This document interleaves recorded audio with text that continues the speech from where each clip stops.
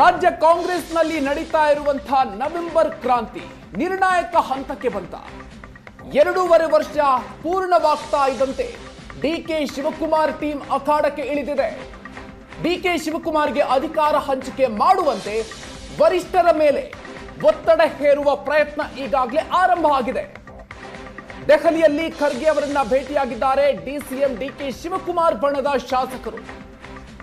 ಸಚಿವ ಚಲುವರಾಯಸ್ವಾಮಿ ನೇತೃತ್ವದಲ್ಲಿ ಎಐಸಿಸಿ ಅಧ್ಯಕ್ಷರನ್ನ ಭೇಟಿಯಾಗಿದ್ದಾರೆ. ಕೊಟ್ಟ ಮಾತಿನಂತೆ ಅಧಿಕಾರವನ್ನ ಹಸ್ತಾಂತರಿಸಬೇಕು ಅಂತ ಶಾಸಕರು ಪಟ್ಟು ಹಿಡಿದಿದ್ದಾರೆ. ಒಪ್ಪಂದದಂತೆ ಅಧಿಕಾರ ಹಂಚಿಕೆಗೆ ಡಿಕೆ ಶಿವಕುಮಾರ್ ಬೆಂಬಲಿಗರು ಪಟ್ಟು ಹಿಡಿದಿದ್ದಾರೆ. ಇನ್ನು ಶಾಸಕರ ಮನವಿ ರಾಹುಲ್ ಗಾಂಧಿಗೆ ಮುಟ್ಟಿಸುವ ಭರವಸೆಯನ್ನು ಕೊಟ್ಟಿದ್ದಾರೆ. ಗಾಂಧಿ ಕುಟುಂಬದ ಗಮನಕ್ಕೆ ತರ್ತೀನಿ ಅಂತ ಎಐಸಿಸಿ ಅಧ್ಯಕ್ಷ ಮಲ್ಲಿಕಾರ್ಜುನ್ ಖರ್ಗೆ ಅವರು ಭರವಸೆ ಕೊಟ್ಟಿದ್ದಾರೆ. ರಾಜಕೀಯ ಕ್ಷಿಪ್ರ ಕ್ರಾಂತಿಯ ಮಧ್ಯೆ ಮತ್ತೊಂದು ಕಡೆಯಲ್ಲಿ ಸಿಎಂ ಬಣದಿಂದಲೂ ಕೂಡ ಡಿನ್ನರ್ ಮೀಟಿಂಗ್ ನಡೆದಿದೆ. ಸತೀಶ್ ಜಾರಕಿಹೊಳಿ ಅವರ ನಿವಾಸದಲ್ಲಿ ಸಿಎಂ ಆಪ್ತರಿಂದ ಮಾತುಕತೆಯಾಗಿದೆ. ಡಿಕೆ ಶಿವಕುಮಾರ್ ಬಣವನ್ನ ಹಣಿಯೋಕೆ ಸಿದ್ದು ಬಣದಿಂದ ರಣತಂತ್ರ ಹೆಣೆಯಲಾಗಿದೆಯಾ? ಎರಡೂ ಬಣದಿಂದಲೂ ಕೂಡ ನಡೀತಾ ಇರುವಂತಹ ಬೆಳವಣಿಗೆಗಳು ಈಗ ಸಾಕಷ್ಟು ಕುತೂಹಲವನ್ನು ಮೂಡಿಸ್ತಾ ಇದೆ.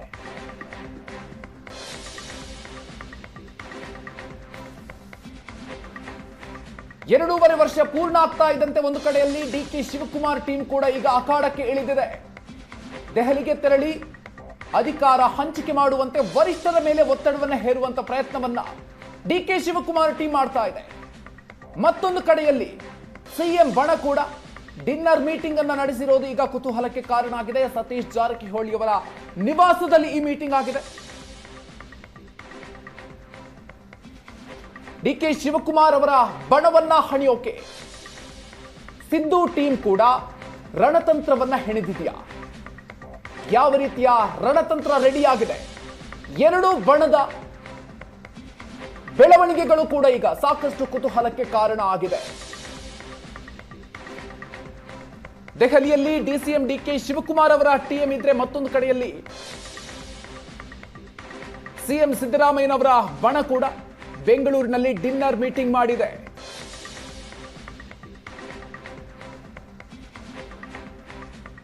ಇನ್ನು ಮೌನ ಮುರಿದಿದ್ದಾರೆ ಮುಖ್ಯಮಂತ್ರಿ ಸಿದ್ದರಾಮಯ್ಯನವರು. ಸಿಎಂ ಆಗಿ ನಾನೇ ಮುಂದುವರಿತೀನಿ ಅಂತ ಮುಖ್ಯಮಂತ್ರಿಗಳು ಹೇಳಿದ್ದಾರೆ. ಮುಂದಿನ 2 ವರ್ಷದ ಬಜೆಟ್ ನಾನೇ ಮಂಡಿಸ್ತೀನಿ, ಸಚಿವರು ಇಲಾಖೆ ಕೆಲಸಕ್ಕೆ ಅಂತ ಹೇಳಿ ದೆಹಲಿಗೆ ಹೋಗಿದ್ದಾರೆ ಅಂತ ಹೇಳಿ ದೆಹಲಿಗೆ ಹೋಗಿರುವ ಸಚಿವರ ವಿಚಾರವಾಗಿ ಅವರು ರಿಯಾಕ್ಷನ್ ಕೊಟ್ಟಿದ್ದಾರೆ. 5 ವರ್ಷ ನಾನೇ ಸಿಎಂ ಅನ್ನುವಂತ ಹೇಳಿಕೆಗೆ ಸಂಬಂಧಪಟ್ಟಂತೆ ಡಿಕೆ ಶಿವಕುಮಾರ್ ಅವರು ಶುಭವಾಗಲಿ, ಆಲ್ ದಿ ಬೆಸ್ಟ್ ಅಂತ ಹೇಳಿದ್ದಾರೆ.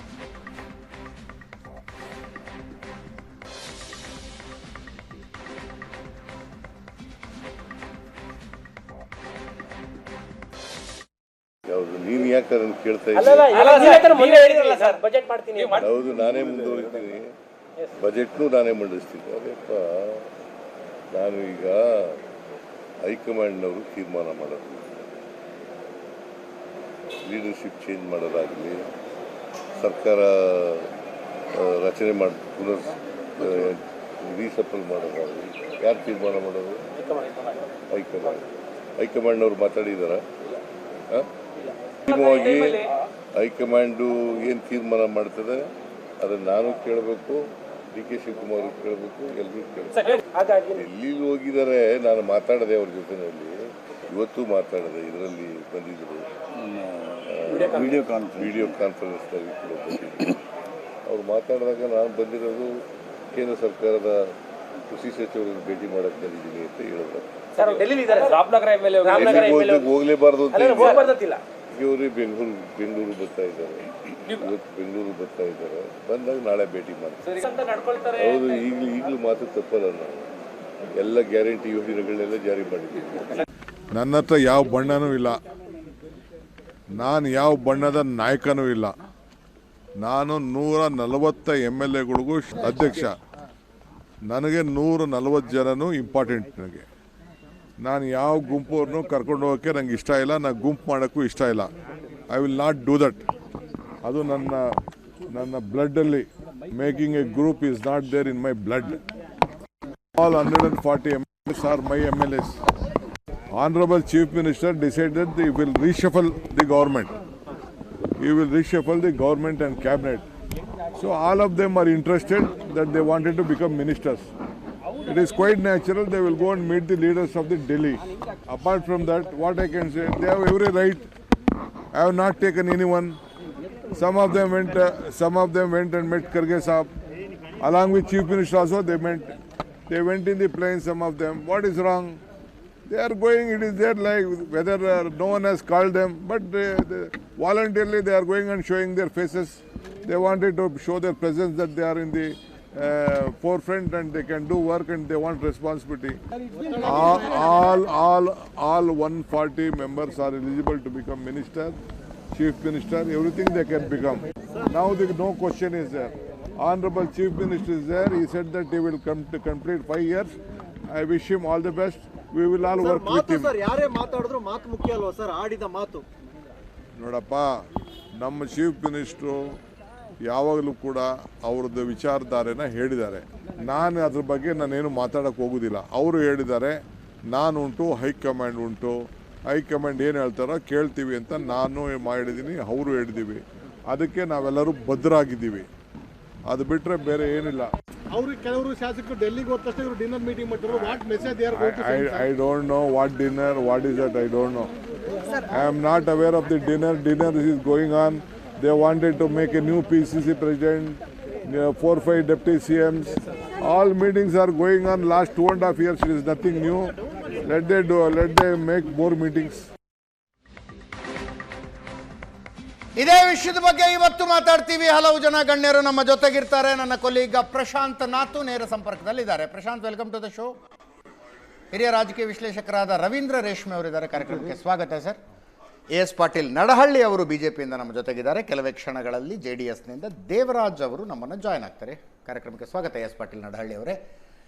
ಇವತ್ತಿನ ಚರ್ಚೆಗೆ ಅಂದರೆ ನಾಯಕತ್ವ ಬದಲಾವಣೆಯ ಚರ್ಚೆಗೆ ವಕ್ತಾರರನ್ನು ಕಳಿಸದೇ ಇರುವ ನಿರ್ಧಾರಕ್ಕೆ ಕಾಂಗ್ರೆಸ್ ಬಂದಿದೆ. ಕಾಂಗ್ರೆಸ್ನಿಂದ ಯಾವ ವಕ್ತಾರರು ಇವತ್ತು ಇರೋದಿಲ್ಲ. ದೆಹಲಿಯಿಂದ ಚಲುವರಾಯಸ್ವಾಮಿ ಅವರು ವಾಪಸ್ ಬಂದಿದ್ದಾರೆ. ಡಿಪಾರ್ಟ್ಮೆಂಟ್ ಕೆಲಸವನ್ನು ಮುಗಿಸಿಕೊಂಡು, ಕೃಷಿ ಇಲಾಖೆಯ ಕೆಲಸವನ್ನು ಮುಗಿಸಿಕೊಂಡು ಚಲುವರಾಯಸ್ವಾಮಿ ಅವರು ವಾಪಸ್ ಬಂದಿದ್ದಾರೆ.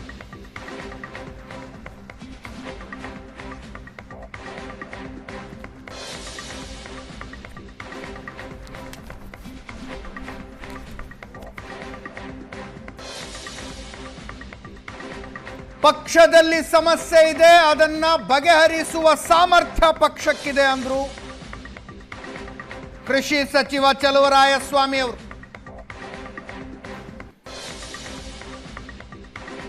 ಎಲ್ಲ ಸಮಸ್ಯೆ ಬಗೆಹರಿಯುತ್ತೆ ಅಂತಿದ್ದಾರೆ.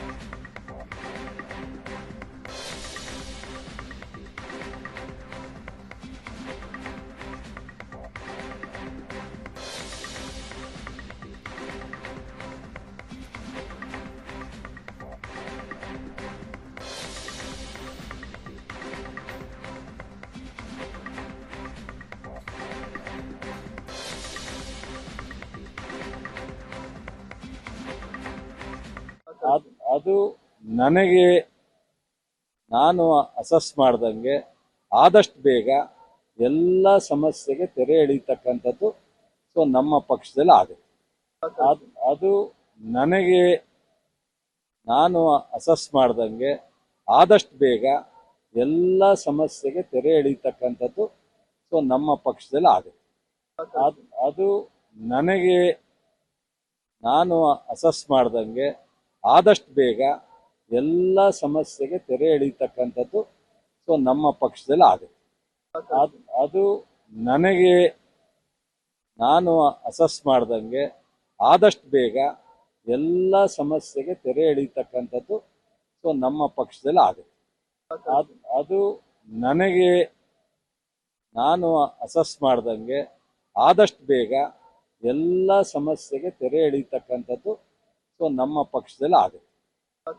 ಅದು ನನಗೆ ನಾನು ಅಸಸ್ ಮಾಡ್ದಂಗೆ ಆದಷ್ಟು ಬೇಗ ಎಲ್ಲ ಸಮಸ್ಯೆಗೆ ತೆರೆ ಎಳೀತಕ್ಕಂಥದ್ದು ನಮ್ಮ ಪಕ್ಷದಲ್ಲಿ ಆಗುತ್ತೆ.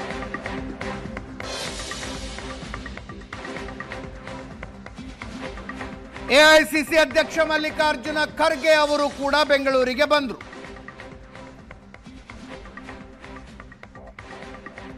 ಇವತ್ತು ರಾತ್ರಿಯೇ ಮಲ್ಲಿಕಾರ್ಜುನ ಖರ್ಗೆ ಅವರನ್ನ ಭೇಟಿಯಾಗಿ ಚರ್ಚಿಸುವ ಉದ್ದೇಶ ಡಿಕೆ ಶಿವಕುಮಾರ್ ಮತ್ತು ಡಿಕೆ ಸುರೇಶ್ ರದ್ದಿದೆ.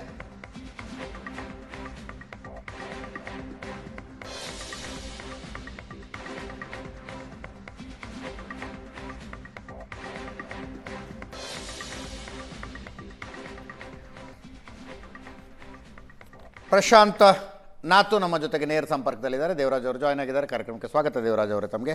ಪ್ರಶಾಂತ್, ಆದಷ್ಟು ಬೇಗ ಬಗೆಹರಿಯುತ್ತೆ ಅಂದರೆ ಚಲುವರಾಯಸ್ವಾಮಿ ಅವರು ಬಗೆಹರಿಯೋದಂದ್ರೆ ಏನು ಅಂತ ಹೇಳಲಿಲ್ಲ ಅವರು. ಅಜಿತ್ ನೋಡಿ, ನೀವು ಪರ್ಮ್ಯುಟೇಷನ್ಸ್ ಕಾಂಬಿನೇಷನ್ಸನ್ನು ನೋಡಿದ್ರೆ ಮತ್ತು ಉಭಯ ಬಣಗಳ ಉಭಯ ನಾಯಕರ ಬೇಡಿಕೆಯನ್ನು ಗಮನಿಸಿದಾಗ ಭಾಳ ಸ್ಪಷ್ಟವಾಗಿರ್ತಕ್ಕಂಥ ಬೇಡಿಕೆಗಳಿವೆ. ಸಿದ್ದರಾಮಯ್ಯನವ್ರದ್ದಿದೆ, 5 ವರ್ಷ ನಾನೇ ಮುಖ್ಯಮಂತ್ರಿ. ಅವರು ಈಗ ಹಾಕ್ತಿರ್ತಕ್ಕಂಥ ಪಟ್ಟನ್ನು ಗಮನಿಸಿದ್ರೆ ಯಾವುದೇ ಕಾರಣಕ್ಕೂ ನಾನು ಕೆಳಗೆ ಇಳಿಯಲ್ಲ ಅನ್ನೋದನ್ನು ಹೈಕಮಾಂಡ್ಗೆ ಬಹಳ ಸ್ಪಷ್ಟವಾಗಿ ಹೇಳಿದ್ದಾರೆ. ಬರೀ ಹೈಕಮಾಂಡ್ ಮಾತುಕತೆಯ ಸಂದರ್ಭದಲ್ಲಿ ಏನೋ ಒಂದಿಷ್ಟು ಬಿಹಾರದ ಚುನಾವಣೆಯ ಕಾರಣದಿಂದ ಸ್ವಲ್ಪ ಮುಂದಕ್ಕೆ ಹೋಗುತ್ತೆ ಅಂತಂದರೆ ಡಿ ಕೆ ಶಿವಕುಮಾರ್ ಇಷ್ಟೊಂದು ಅಗ್ರೆಸಿವ್ ಆಗ್ತಿರಲಿಲ್ಲ ಅಂತ ಅನಿಸುತ್ತೆ. ಸೊ ಮೊದಲ ಹಂತದಲ್ಲಿ ಸಿದ್ದರಾಮಯ್ಯನವರು ಹೈಕಮಾಂಡ್ಗೆ ಭಾಳ ಸ್ಪಷ್ಟವಾಗಿ ಹೇಳಿದ್ದಾರೆ, ಯಾವುದೇ ಕಾರಣಕ್ಕೂ ನಾನು ಅಧಿಕಾರದಿಂದ ಕೆಳಗಿಳಿಯುವ ಪ್ರಶ್ನೆ ಉದ್ಭವಿಸಲ್ಲ. ಅಧಿವೇಶನ ಇದೆ, ಬಜೆಟ್ ಇದೆ, I am active chief minister ಅಂತಕ್ಕಂಥದ್ದನ್ನು ಅವರು ಭಾಳ ಸ್ಪಷ್ಟವಾಗಿ ಹೇಳಿದ್ದಾರೆ. ನನಗನ್ಸುತ್ತೆ ನಿತೀಶ್ ಕುಮಾರರ ಚುನಾವಣೆಯ ಗೆಲುವಿನ ನಂತರ ಸಿದ್ದರಾಮಯ್ಯನವರು ಹೊಸ ಹುರುಪಿನಲ್ಲಿ ಬಂದಿದ್ದಾರೆ. ಒಂದು ಬ್ಯಾಕ್ವರ್ಡ್ ಲೀಡರ್ಶಿಪ್ ಇದೆ, ನಿತೀಶ್ ಕುಮಾರರಂತೆ ಕ್ಲೀನ್ ಆಗಿರ್ತಕ್ಕಂಥ ಹೆಸರಿದೆ, ಒಂದು ಸೆಕ್ಯುಲರ್ ಲೀಡರ್ಶಿಪ್ ಇದೆ, ವಗೇರೆ ವಗೇರೆ ಕಾರಣದಿಂದಾಗಿ ಸಿದ್ದರಾಮಯ್ಯನವರು ಒಂದು ಹೆಚ್ಚು ಉತ್ಸಾಹಿತರಾಗಿದ್ದಾರೆ. ಇನ್ನೊಂದು ಕಡೆ ಡಿ ಕೆ ಶಿವಕುಮಾರರ ಬೇಡಿಕೆ ಸಂಪುಟ ಪುನಾರಚನೆಯನ್ನು ತಡೆಯೋದಲ್ಲ, ಅದು ಸಿದ್ದರಾಮಯ್ಯನವರು ಎಸೆದಿರ್ತಕ್ಕಂಥ ಒಂದು ಹೊಸ ಕಾರ್ಡ್. ಅದು ಸದ್ಯದ ಪ್ರಶ್ನೆಗೆ ಉತ್ತರ ಕೊಡ್ತಾರೆ. ಡಿ ಕೆ ಶಿವಕುಮಾರ್ ಮನಸ್ಸಿನಲ್ಲಿರ್ತಕ್ಕಂಥದ್ದು ಏನಕ್ಕೇನ ನಾನು ರಾಜ್ಯದ ಮುಖ್ಯಮಂತ್ರಿಯಾಗಿ 2.5 ವರ್ಷ ಇರಬೇಕು, 28ರ ಚುನಾವಣೆಯನ್ನು ನಾನು ಎದುರಿಸಬೇಕು, ಹೈಕಮಾಂಡ್ ಈ ಭರವಸೆಯನ್ನು ನನಗೆ ಕೊಟ್ಟಿತ್ತು ಅನ್ನೋದನ್ನು ಡಿ ಕೆ ಶಿವಕುಮಾರ್ ಪದೇ ಪದೇ ಹೇಳ್ತಿದ್ದಾರೆ. ಆಂತರಿಕ ಸಭೆಯಲ್ಲೂ ಹೇಳ್ತಿದ್ದಾರೆ, ಹೊರಗಡೆನೂ 1-2 ಸಲ ಹೇಳಿದ್ದಾರೆ. ಈಗಿರ್ತಕ್ಕಂಥ ಪ್ರಶ್ನೆ, ನೀವು ಸಂಪುಟ ಪುನಾರಚನೆಗೆ ಒಂದು ವೇಳೆ ಡಿ ಕೆ ಶಿವಕುಮಾರರು 40, 50, 60 ಶಾಸಕರು ಬೇಡ 30 ಶಾಸಕರನ್ನು ಮಲ್ಲಿಕಾರ್ಜುನ್ ಖರ್ಗೆ ನಿವಾಸಕ್ಕೆ ಕರ್ಕೊಂಡು ಹೋದ್ರು, ದಿಲ್ಲಿಗೆ ಕರ್ಕೊಂಡು ಹೋದ್ರು ಅಂತ ಅಂದ್ಕೊಳ್ಳೋಣ. ಆಗ ಒಂದಂತೂ ನಿಶ್ಚಿತವಾಗುತ್ತೆ, ಹೈಕಮಾಂಡ್ ಸಂಪುಟ ಪುನಾರಚನೆಯ ಧೈರ್ಯವನ್ನು ತೋರಲ್ಲ. ಹೌದು. ಆದರೆ ಡಿ ಕೆ ಶಿವಕುಮಾರ್ ಬರೀ ಸಂಪುಟ ಪುನಾರಚನೆ ನಿಲ್ಲಿಸಿದ್ರೆ ಅವ್ರಿಗೆ ಸಾಕಾಗಲ್ಲ. ಅವರಂತಿದ್ದಾರೆ, ಸಂಪುಟ ಪುನಾರಚನೆಗೆ ನೀವು ಕೈ ಹಾಕಿದ್ರೂ ಕೂಡ ನನಗೇನು ಮಾಡ್ತೀರಿ ಅನ್ನುವ ಪ್ರಶ್ನೆ ಬಂದಾಗ ನೀವು KPCC ಅಧ್ಯಕ್ಷ ಸ್ಥಾನ ಮುಂದುವರಿಸ್ತೀರಾ ಅನ್ನೋದಲ್ಲ. ಹೌದು. ನನಗೇನು ಮಾಡ್ತೀರಿ ಅನ್ನುವ ಪ್ರಶ್ನೆ ಬಂದಾಗ ನನ್ನನ್ನು ಮುಖ್ಯಮಂತ್ರಿಯನ್ನಾಗಿ ಯಾವಾಗ ಮಾಡ್ತೀರಿ ಅನ್ನೋದನ್ನು ಹೇಳಿ ಅಂತ ಹೈಕಮಾಂಡ್ಗೆ ಅವರು ಬಹಳ ಸ್ಪಷ್ಟ ಶಬ್ದಗಳಲ್ಲಿ ಮಲ್ಲಿಕಾರ್ಜುನ್ ಖರ್ಗೆ ಅವ್ರಿಗೆ ಹೇಳಿ ಬಂದಿದ್ದಾರೆ. ಅದರ ಅರ್ಥ ಏನು? ಹೈಕಮಾಂಡ್ ಇವತ್ತಿನ ಸ್ಥಿತಿಯಲ್ಲಿ ಸಂಪುಟ ಪುನಾರಚನೆಗೆ ಕೂಡ ಕೈ ಹಾಕಲ್ಲ. ಆದರೆ ಡಿ ಕೆ ಶಿವಕುಮಾರ್ 40 ಶಾಸಕರನ್ನು 50 ಶಾಸಕರನ್ನು ಕರ್ಕೊಂಡು ಬಂದು ಶೋ ಆಫ್ ಸ್ಟ್ರೆಂತನ್ನು ಮಾಡಿದಾಗ ನಾಯಕತ್ವ ಬದಲಾವಣೆಗೆ ಹೈಕಮಾಂಡ್ ತಯಾರಾಗತ್ತಾ ಅನ್ನೋದು ಪ್ರಮುಖವಾಗಿರ್ತಕ್ಕಂಥ ಪ್ರಶ್ನೆ. ಅದೇ ನನಗನ್ಸುತ್ತೆ, ಕಳೆದ 24 ಗಂಟೆಗಳ ಬೆಳವಣಿಗೆಗಳನ್ನು ಗಮನಿಸಿದಾಗ ಸಿದ್ದರಾಮಯ್ಯನವರು ಬಹಳ ಸ್ಪಷ್ಟ ಶಬ್ದಗಳಲ್ಲಿ ಹೈಕಮಾಂಡ್ ಹೇಳಿದ್ದಾರೆ, ಶಾಸಕರ ಬಲಾಬಲ. ಪ್ರಾಯಶಃ ಸುವರ್ಣ ನ್ಯೂಸ್ನ ಇಂಟರ್ವ್ಯೂ ಇಂಪ್ಯಾಕ್ಟ್ ಆಯಿತೋ ಏನೋ ಗೊತ್ತಿಲ್ಲ ನನಗೆ. ಡಿ ಕೆ ಶಿವಕುಮಾರ್ ಏನು ಹೇಳ್ತಾ ಇದ್ರು, ಶಾಸಕರ ಬಲಾಬಲ ಯಾವುದೇ ಕಾರಣಕ್ಕೂ ಕೂಡ ಅಪ್ಲಿಕೇಬಲ್ ಅಲ್ಲ ನಾಯಕತ್ವ ಬದಲಾವಣೆಗೆ ಅನ್ನೋದನ್ನು Siddaramaiah has taken leaf out of it. ಅವರು ಹೈಕಮಾಂಡ್ ಬಹಳ ಸ್ಪಷ್ಟ ಹೇಳಿದ್ದಾರೆ, if at all legislative party meeting ಬಹುಮತದಿಂದ ಡಿಸೈಡ್ ಮಾಡಿದರೆ ಮಾಡ್ಕೊಳ್ಳಿ, ಇಲ್ಲವಾದಲ್ಲಿ ನಾನಂತರೂ ಬಿಟ್ಕೊಡಲ್ಲ ಅನ್ನೋದನ್ನು ಸಿದ್ದರಾಮಯ್ಯನವರು ಬಹಳ ಸ್ಪಷ್ಟವಾಗಿ ಹೈಕಮಾಂಡ್ ಹೇಳಿ ಬಂದಿದ್ದಾರೆ. ಆ ಕಾರಣಕ್ಕೆ ಡಿ ಕೆ ಶಿವಕುಮಾರ್ ರಾಹುಲ್ ಗಾಂಧಿ ಅವರ ಅಪಾಯಿಂಟ್ಮೆಂಟನ್ನು ಡಿ ಕೆ ಶಿವಕುಮಾರ್ ಕೇಳಿದ್ರು. ರಾಹುಲ್ ಗಾಂಧಿ ಅಪಾಯಿಂಟ್ಮೆಂಟ್ ಇನ್ನೂವರೆಗೆ ಕೊಟ್ಟಿಲ್ಲ, ಕೊಡಲ್ಲ ಅನ್ನುವ ವಾತಾವರಣ ಇಲ್ಲ. ಒಂದು 3-4 ದಿನ ತಡವಾಗಿ ಕೊಡ್ಬೋದು. ಆದರೆ ಅವರು ಸಿದ್ದರಾಮಯ್ಯನವ್ರಿಗೆ ಅಪಾಯಿಂಟ್ಮೆಂಟ್ ಕೊಟ್ಬಿಟ್ರು 10 ನಿಮಿಷ. ಅಲ್ಲಿ ನಾಯಕತ್ವ ಬದಲಾವಣೆ, ಅಲ್ಲಿ 5 ವರ್ಷ ನಾನೇ ಮುಖ್ಯಮಂತ್ರಿ, ಅಲ್ಲಿ ಸಂಪುಟ ಪುನಾರಚನೆ, PCC ಅಧ್ಯಕ್ಷರ ಬದಲಾವಣೆ, ಈ ಎಲ್ಲ ಮಾತುಗಳನ್ನು ಏಕಪಕ್ಷೀಯವಾಗಿ ಸಿದ್ದರಾಮಯ್ಯನವ್ರು ಮುಂದಿಟ್ಟರು. ರಾಹುಲ್ ಗಾಂಧಿ ನೀವು ಖರ್ಗೆ ಅವ್ರ ಜೊತೆ ಚರ್ಚೆ ಮಾಡಿ ಅಂತ ಹೇಳಿದರು. ಬಟ್ ಆ ಅಪಾಯಿಂಟ್ಮೆಂಟ್ DK ಶಿವಕುಮಾರ್ಗೆ ಇನ್ನೂ ಸಿಕ್ಕಿಲ್ಲ. ಹೀಗಿರುವಾಗ ನನಗನ್ಸುತ್ತೆ ಅಜಿತ್, DK ಶಿವಕುಮಾರ್ ಮನಸ್ಸಿನಲ್ಲಿ ಸ್ಪಷ್ಟವಾಗಿದೆ. 23ರಲ್ಲಿ ಏನು ಕಾರ್ಡನ್ನು DK ಶಿವಕುಮಾರ್ ಆಡಿದರು, 23ರಲ್ಲಿ DK ಶಿವಕುಮಾರ್ ಗೊತ್ತಿತ್ತು ನಾನೇನು ಕೂಡಲೇ ಮುಖ್ಯಮಂತ್ರಿ ಆಗಲ್ಲ, ಸಿದ್ದರಾಮಯ್ಯನವರು ಒಪ್ಪಲ್ಲ, ಸಿದ್ದರಾಮಯ್ಯನವರು ಮಾಸ್ ಆದರೆ ಅವ್ರು ಪಟ್ಟು ಹಿಡಿದಿದ್ದು ಯಾಕಂತಂದ್ರೆ 2.5 ವರ್ಷದ ನಂತರ ಬಾಯಿ ತೆಗಿಲಿ ಅಂತ. ಈಗ DK ಶಿವಕುಮಾರ್ ಮಾಡ್ತಿರ್ತಕ್ಕಂಥ ಪ್ರಯತ್ನವನ್ನು ನೋಡಿದಾಗ ನನಗನ್ಸುತ್ತೆ ಅಟ್ಲೀಸ್ಟ್ ಹೈಕಮಾಂಡ್ ನಮ್ಮಿಬ್ಬರನ್ನ ಕರೆದು ಮಾತಾಡಿಸ್ಲಿ, ಒಂದು ನಿರ್ಣಯ ತೆಗೆದುಕೊಳ್ಳಿ. ಹೌದು, ಸರಿ, ಬಜೆಟ್ ನಂತರ ಆದರೂ ಕೂಡ ಆ ಆಶ್ವಾಸನೆ ಭರವಸೆಯನ್ನು ನನಗೆ ಕೊಡಲಿ ಅನ್ನುವ ಪ್ಲೇಗೋಸ್ಕರ ಶಾಸಕರ ಬಲಾಬಲದ ಪ್ರಶ್ನೆಯನ್ನು DK ಶಿವಕುಮಾರ್ ತರ್ತಿದ್ದಾರೆ. ಪರಪ್ಪನ ಅಗ್ರಹಾರ ಜೈಲಿಗೆ ಹೋಗ್ತಿದ್ದಾರೆ, ಶಾಸಕರ ಬಲವನ್ನು ಹೆಚ್ಚಿಸ್ಕೊಳ್ತಕ್ಕಂಥ ಪ್ರಯತ್ನವನ್ನು ಮಾಡ್ತಿದ್ದಾರೆ. ಇನ್ನೊಂದು ಕಡೆ ಸಿದ್ದರಾಮಯ್ಯನವರು ದಿನಂಪ್ರತಿ ಅಂದ್ರೆ ನನಗನ್ನಿಸ್ತು, ನಿಮ್ಮ ರೀಡಿಂಗ್ ಈಗ ಪ್ರಶಾಂತ್ ಇರೋದು ಒಂದು 50 ಶಾಸಕರ ಸಹಿಗಳನ್ನು ಪಡೆದುಕೊಳ್ಳೋ ಪ್ರಯತ್ನ ನಡೀತಿರಬಹುದು ಅಂತ DK ಶಿವಕುಮಾರ್ ಬಣದಿಂದ. ಅಲ್ಲ ಅದೇ ನನಗನ್ಸುತ್ತೆ ನೋಡಿ, 50 ಶಾಸಕರನ್ನ ದಿಲ್ಲಿಗೆ ಏನಾದರೂ DK ಶಿವಕುಮಾರ್ ತೆಗೆದುಕೊಂಡು ಹೋದ್ರೆ ಅಥವಾ ಸಹಿ ತೆಗೆದುಕೊಂಡು ಹೋದ್ರೆ ಹೈಕಮಾಂಡ್ ಮೇಲೆ ಒಂದು ಒತ್ತಡ ಬೀಳುತ್ತೆ. ಕರೆಕ್ಟ್. ನಾವೇನಾದರೂ ಮಾಡದೆ ಹೋದ್ರೆ ಪಬ್ಲಿಕ್ ಪರ್ಸೆಪ್ಷನ್ನಲ್ಲಿ ನೋಡಿ, DK ಶಿವಕುಮಾರ್ ಇಲ್ಲಿವರೆಗೆ ಏನು ಹೇಳ್ತಿದ್ದಾರೆ, ನಾನು BJP ಜೊತೆ ಸಂಪರ್ಕ ಇಲ್ಲ, ನನಗೇನು ಸಂಬಂಧ ಇಲ್ಲ, ನಾನು ಬ್ಲ್ಯಾಕ್ ಮೇಲ್ ಮಾಡಲ್ಲ ಅಂತ. 50 ಶಾಸಕರನ್ನ ತೆಗೆದುಕೊಂಡು ಹೋದ್ರೆ ಒಂದು ವರ್ಟಿಕಲ್ ಡಿವಿಷನ್ ಸ್ಪಷ್ಟವಾಗಿ ಮೇಲ್ನೋಟಕ್ಕೆ ಕಾಣುತ್ತೆ. ಆಗ ಕಾಂಗ್ರೆಸ್ ಹೈಕಮಾಂಡ್ ಏನನ್ನಾದರೂ ಮಾಡಿ ಇದನ್ನು ಪ್ಯಾಚಪ್ ಮಾಡದೆ ಹೋದರೆ, ಸಿದ್ದರಾಮಯ್ಯನವ್ರನ್ನ ಇನ್ನೊಂದು ವರ್ಷ ಮುಂದುವರಿಸ್ತೀವಿ, DK ಶಿವಕುಮಾರ್ಗೆ 26ರಲ್ಲಿ ಪಟ್ಟ ಕಟ್ತೀವಿ, ಇದನ್ನ ಏನಾದರೂ ಪ್ಯಾಚಪ್ ಮಾಡದೆ ಹೋದರೆ the play will be wide open for opposition party also. S,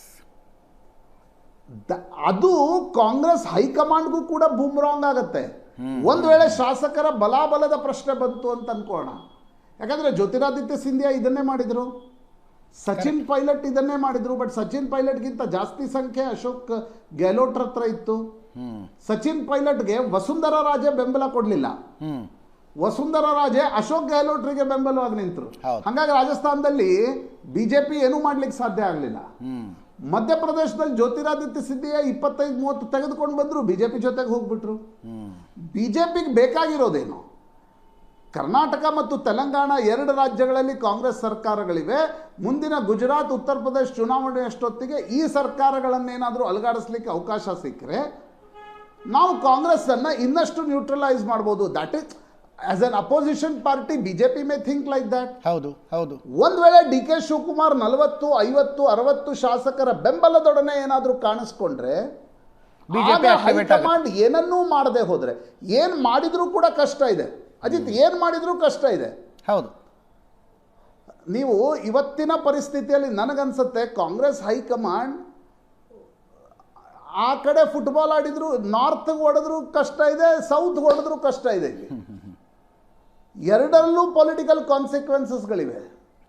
ಯಾಕಂದ್ರೆ ಇಬ್ರು ಬಹಳ ಪ್ರಬಲ ನಾಯಕರಿದ್ದಾರೆ, ಇಬ್ರು ಹಠಮಾರಿಗಳಿದ್ದಾರೆ, ಇಬ್ರು ತಮ್ಮ ದೃಷ್ಟಿಯಿಂದ ಪೊಲಿಟಿಕಲಿ ವೆರಿ ಸೀಸನ್ಡ್ ಇದ್ದಾರೆ, ಶ್ರೂಡ್ ಇದ್ದಾರೆ.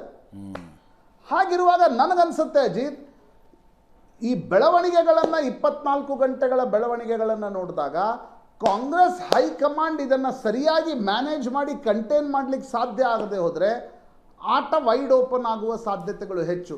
That is what triggers are that is ಅದು ಆತಂಕದ ಪ್ರಶ್ನೆ ಕಾಂಗ್ರೆಸ್ ಹೈಕಮಾಂಡ್ಗೆ ಅಂತ ನನಗನ್ಸುತ್ತೆ. ಆ ದೃಷ್ಟಿಕೋನದಿಂದ DK ಶಿವಕುಮಾರ್ ಮೊದಲ ಹೆಜ್ಜೆಯನ್ನು 50 ಶಾಸಕರು 60 ಶಾಸಕರು ಆ ಬೆಂಬಲದ ಏನೊಂದು ತಯಾರಿಯನ್ನು ನಡೆಸ್ತಾ ಇದ್ದಾರೆ. ಅದು ಶೋ ಆಫ್ ಸ್ಟ್ರೆಂತ್ಗೆ ಬರುತ್ತಾ? ನಾವು ನಿನ್ನೆ ಹೇಳ್ತಾ ಇದ್ವಿ ಬೀದಿ ಜಗಳ ಆಗ್ಲಿಕ್ಕಿಲ್ಲ ಅಂತ. ಬಟ್ ಇವತ್ತಿನ ಮಾತುಗಳನ್ನು ಗಮನಿಸಿದಾಗ ಹಠ ಇಬ್ಬರಲ್ಲೂ ಅಷ್ಟೇ ಸ್ಪಷ್ಟವಾಗಿದೆ. ನಿನ್ನೆಯ ಮಾತುಗಳನ್ನು ಗಮನಿಸಿದಾಗ ಬೇರೆ ರೀತಿ, ನಿನ್ನೆ ಸಿಚುವೇಶನ್ಗೂ ಇವತ್ತಿನ ಸಿಚುವೇಶನ್ಗೂ ಅಜಗಜಾಂತರ ವ್ಯತ್ಯಾಸ ಕಾಣಿಸ್ತಾ ಇದೆ ಅನ್ಡೌಟೆಡ್ಲಿ. ರವೀಂದ್ರ ರೇಷ್ಮೆ ಯಾವ ಟರ್ನ್ ತಗೊಳುತ್ತೆ ಅಂತ ವ್ಯತ್ಯಾಸ ಇದೆ ನೋಡಿ. ಕರ್ನಾಟಕದಲ್ಲಿ ಕ್ರಾಂತಿ ಅಂದಾಗಲೆಲ್ಲ ಅಖಿಲ ಭಾರತ ಮಟ್ಟದಲ್ಲಿ ಕಾಂಗ್ರೆಸ್ನಲ್ಲಿ ದೊಡ್ಡ ಕಂಪನಿಗಳಾಗ್ತಾ ಬಂದ್ಬಿಡ್ತವೆ, ದೊಡ್ಡ ಚರಿತ್ರೆನೇ ಇದೆ. ಅಂಡ್ ನವೆಂಬರ್ ತಿಂಗಳು ಹೇಳಿ ಕೇಳಿ ಕಾಂಗ್ರೆಸ್ಸಿಗರು ಭಾಳ ಮಹತ್ವದ ತಿಂಗಳು. ನವೆಂಬರ್ 14ಕ್ಕೆ ಜವಾಹರ್ಲಾಲ್ ನೆಹರು ಅವರ ಹುಟ್ಟುಹಬ್ಬ, ಮಕ್ಕಳ ದಿನಾಚರಣೆ. ನವೆಂಬರ್ 19ಕ್ಕೆ ಇಂದಿರಾ ಗಾಂಧಿ ಅವರ ಹುಟ್ಟುಹಬ್ಬ. ಅದಕ್ಕಿಂತ ಹೆಚ್ಚಾಗಿ ನವೆಂಬರ್ 12, 1969 ಇವತ್ತಿನ ಥರನೇ ನಿಜಲಿಂಗಪ್ಪನವ್ರು, ಸಿದ್ದವನಹಳ್ಳಿ ನಿಜಲಿಂಗಪ್ಪನವರು ಅಖಿಲ ಭಾರತ ಕಾಂಗ್ರೆಸ್ ಅಧ್ಯಕ್ಷರಾಗಿದ್ದರು. ಪೂರ್ವಭಾವಿಯಾಗಿ ಲಾಲ್ಬಾಗ್ ಗಾಜಿನ ಮನೆಯಲ್ಲಿ AICC ಅಧಿವೇಶನ ನಡೀತು. ಅವತ್ತು ರಾಷ್ಟ್ರಪತಿ ಸ್ಥಾನಕ್ಕೆ ನಡೆಯಬೇಕಿದ್ದ ಒಂದು ಉಪಚುನಾವಣೆ, ಡಾಕ್ಟರ್ ಜಾಕೀರ್ ಹುಸೇನ್ ಅವರು ಅಧಿಕಾರಸ್ಥರಾಗಿದ್ದ, ದಿವಂಗತರಾಗಿದ್ದ, ಖಾಲಿಯಾಗಿತ್ತು. ಇಲ್ಲಿ ಘೋಷಣೆ ಮಾಡಿಬಿಟ್ರು, ನೀಲಂ ಸಂಜೀವ್ ರೆಡ್ಡಿ ಅವರು ಅಧಿಕೃತ ಅಭ್ಯರ್ಥಿ ಅಂತ ಘೋಷಣೆ ಮಾಡಿದರು. ಮರುದಿವಸವೇ ಇಂದಿರಾ ಗಾಂಧಿ ಅವರು ಉಪರಾಷ್ಟ್ರಪತಿ ಆಗಿದ್ದು, ವಿ ವಿ ಗಿರಿ ಅವರು ಮೊದಲು ಕರ್ನಾಟಕ ರಾಜ್ಯಪಾಲರಾಗಿದ್ದರು, ಅವರನ್ನ ಬಂಡಾಯ ಅಭ್ಯರ್ಥಿಯಾಗಿ ನಿಲ್ಲಿಸ್ಬಿಟ್ರು. ಹಾಗಾಗಿ ನವೆಂಬರ್ 12, 1969 ನಿಜಲಿಂಗಪ್ಪ ಮತ್ತು ಇಂದಿರಾ ಗಾಂಧಿ ಅವ್ರ ನಡುವೆ ನಡೆದ ಸಂಘರ್ಷ ಅದು ಕ್ರಾಂತಿ ಆಗಿಬಿಟ್ಟು ಅಖಿಲ ಭಾರತ ಮಟ್ಟದಲ್ಲಿ ಕಾಂಗ್ರೆಸ್ ಸ್ಪ್ಲಿಟ್ ಆಗಿಬಿಡ್ತು. ನಿಜಲಿಂಗಪ್ಪನವ್ರ ಬಣಕ್ಕೆ ಕಾಂಗ್ರೆಸ್ ಆರ್ಗನೈಸೇಷನ್, ಅದು ಸಿಂಡಿಕೇಟ್ ಅಂತ ಕರಿತಿದ್ರು. ಇಂದಿರಾ ಗಾಂಧಿ ಅವರಿಗೆ ಕಾಂಗ್ರೆಸ್ ಆರ್ ಅಂತ ಕೊಟ್ಟರು. ಆರ್ ಅಂದರೆ ರಿಕ್ವಿಸಿಷನಿಸ್ಟ್, ರೂಲಿಂಗ್ ಕಾಂಗ್ರೆಸ್ ಅಂತಲ್ಲ, ಯಾರು ನಮಗೆ ಪ್ರತ್ಯೇಕ ಸಿಂಬಲ್ ಕೊಡಿ ಅಂತ ಕೇಳಿದ್ರು. ಸೊ ನೆಹರು ಗಾಂಧಿ ಕಾಲದ ಕಾಂಗ್ರೆಸ್, ಜೋಡೆತ್ತಿನ ಗುರುತಿನ ಕಾಂಗ್ರೆಸ್, ಇದ್ದಕ್ಕಿಂತ ಹಸುಕರು ಇಂದಿರಾ ಗಾಂಧಿ ಅವ್ರಿಗೆ ಇವ್ರದ್ದು ಬೇರೆ ಯಾವುದೋ ನೇಗಿಲು ಹೊತ್ತರ ಆಯ್ತಾನೆ ಇವ್ರಿಗೆ ಕೊಟ್ಟಿದ್ರು, ಸಂಸ್ಥಾ ಕಾಂಗ್ರೆಸ್ ಕೊಟ್ಟಿದ್ರು. ಅದು ಮೊದಲನೇ ಸ್ಪ್ಲಿಟ್ ನವೆಂಬರ್ 12 ಆಗಿತ್ತು. ಅದೇ ರೀತಿ 1978ರಲ್ಲಿ ಏನಾಯ್ತು, ಇಂದಿರಾ ಗಾಂಧಿ ಅವರು 1977 ಲೋಕಸಭಾ ಚುನಾವಣೆ ತುರ್ತು ಪರಿಸ್ಥಿತಿ ನಂತರ ಹೀನಾಯವಾಗಿ ಸೋತಿದ್ರು. ಅವರು ರಾಜಕೀಯ ಅಂಧಕಾರದಲ್ಲಿ ವನವಾಸದಲ್ಲಿದ್ದರು. ಅವಾಗ ಏನಾಯಿತು, ಇಲ್ಲಿ ದೇವರಾಜ ಅರಸು ವರ್ಸಸ್ KH ಪಾಟೀಲ್, ಇವತ್ತಿನ HK ಪಾಟೀಲ್ ತಂದೆ ಹುಲಕೋಟಿ ಹುಲಿ ಅಂತ ಕರಿತಿದ್ರು. ಅವರಿಬ್ಬರ ನಡುವಿನ ಸಂಘರ್ಷ ಎಲ್ಲಿಗೆ ಹೋಯ್ತು ಅಂತಂದರೆ ಅಖಿಲ ಭಾರತ ಮಟ್ಟದಲ್ಲಿ ಮತ್ತೆ 2ನೇ ಬಾರಿ ಕಾಂಗ್ರೆಸ್ ಇಬ್ಬಾಗ ಹೋಗ್ಬಿಡ್ತು. ನೋಡಿ, ಕರ್ನಾಟಕದಲ್ಲಿ ಕ್ರಾಂತಿ ಅಂದ್ಕೊಳ್ಳಿ, ಅಖಿಲ ಭಾರತ ಮಟ್ಟದಲ್ಲಿ ಇಬ್ಬಾಗ. ಸೊ 1978 ಜನವರಿ 20ಕ್ಕೆ Brahmananda Reddy Congress versus Indira Gandhi Congress R, Reddy Congress I, Indira Congress ಅಂತ ಆಯಿತು. ದೇವರಾಜ ಅರಸರು ಇಂದಿರಾ ಕಾಂಗ್ರೆಸ್ ಜೊತೆ ಉಳಿದ್ಬಿಟ್ಟು 78 ಚುನಾವಣೆ ಗೆದ್ದು ಮತ್ತೆ ಮುಖ್ಯಮಂತ್ರಿ ಆದರು. 3ನೇ ಸ್ಪ್ಲಿಟ್ ಮತ್ತೆ ಕರ್ನಾಟಕದಲ್ಲೇ ಕ್ರಾಂತಿ. ಇಂದಿರಾ ಗಾಂಧಿ ಮತ್ತು ದೇವರಾಜ ಅರಸರ ನಡುವೆ ದೊಡ್ಡ ಸಂಘರ್ಷ ನಡೀತು. ಆ ಕ್ರಾಂತಿಯ ಪರಿಣಾಮವಾಗಿ ಜನವರಿ 2, 1979 ಮತ್ತೆ ಕಾಂಗ್ರೆಸ್ ಸ್ಪ್ಲಿಟ್ ಆಯಿತು. ಗುಂಡೂರಾಯರು, FM ಖಾನ್ ಇಬ್ಬರು ಈ ಕಡೆ ದೇವರಾಜ ಅರಸನ್ನು ಒಡ್ಕೊಂಡು ಹೋಗ್ಬಿಟ್ರು. ರಾತ್ರಿ ಬಂಗಾರಪ್ಪನವರು, PWD ಮಿನಿಸ್ಟರ್ ಆಗಿದ್ದ ಬಂಗಾರಪ್ಪನವರು ಕಾಂಗ್ರೆಸ್ ಅಧ್ಯಕ್ಷರಾಗಿ ಹೋಗ್ಬಿಟ್ರು, ಇಂದಿರಾ ಗಾಂಧಿ ಅವ್ರ ಕಡೆ ಹೋಗ್ಬಿಟ್ರು ದೇವರಾಜ ಅರಸು. ಸೊ ಕಾಂಗ್ರೆಸ್ ಐ ಅಂತ ಮತ್ತೆ 2 ಬಣಗಳಾಯ್ತು ಅಖಿಲ ಭಾರತ ಮಟ್ಟದಲ್ಲಿ.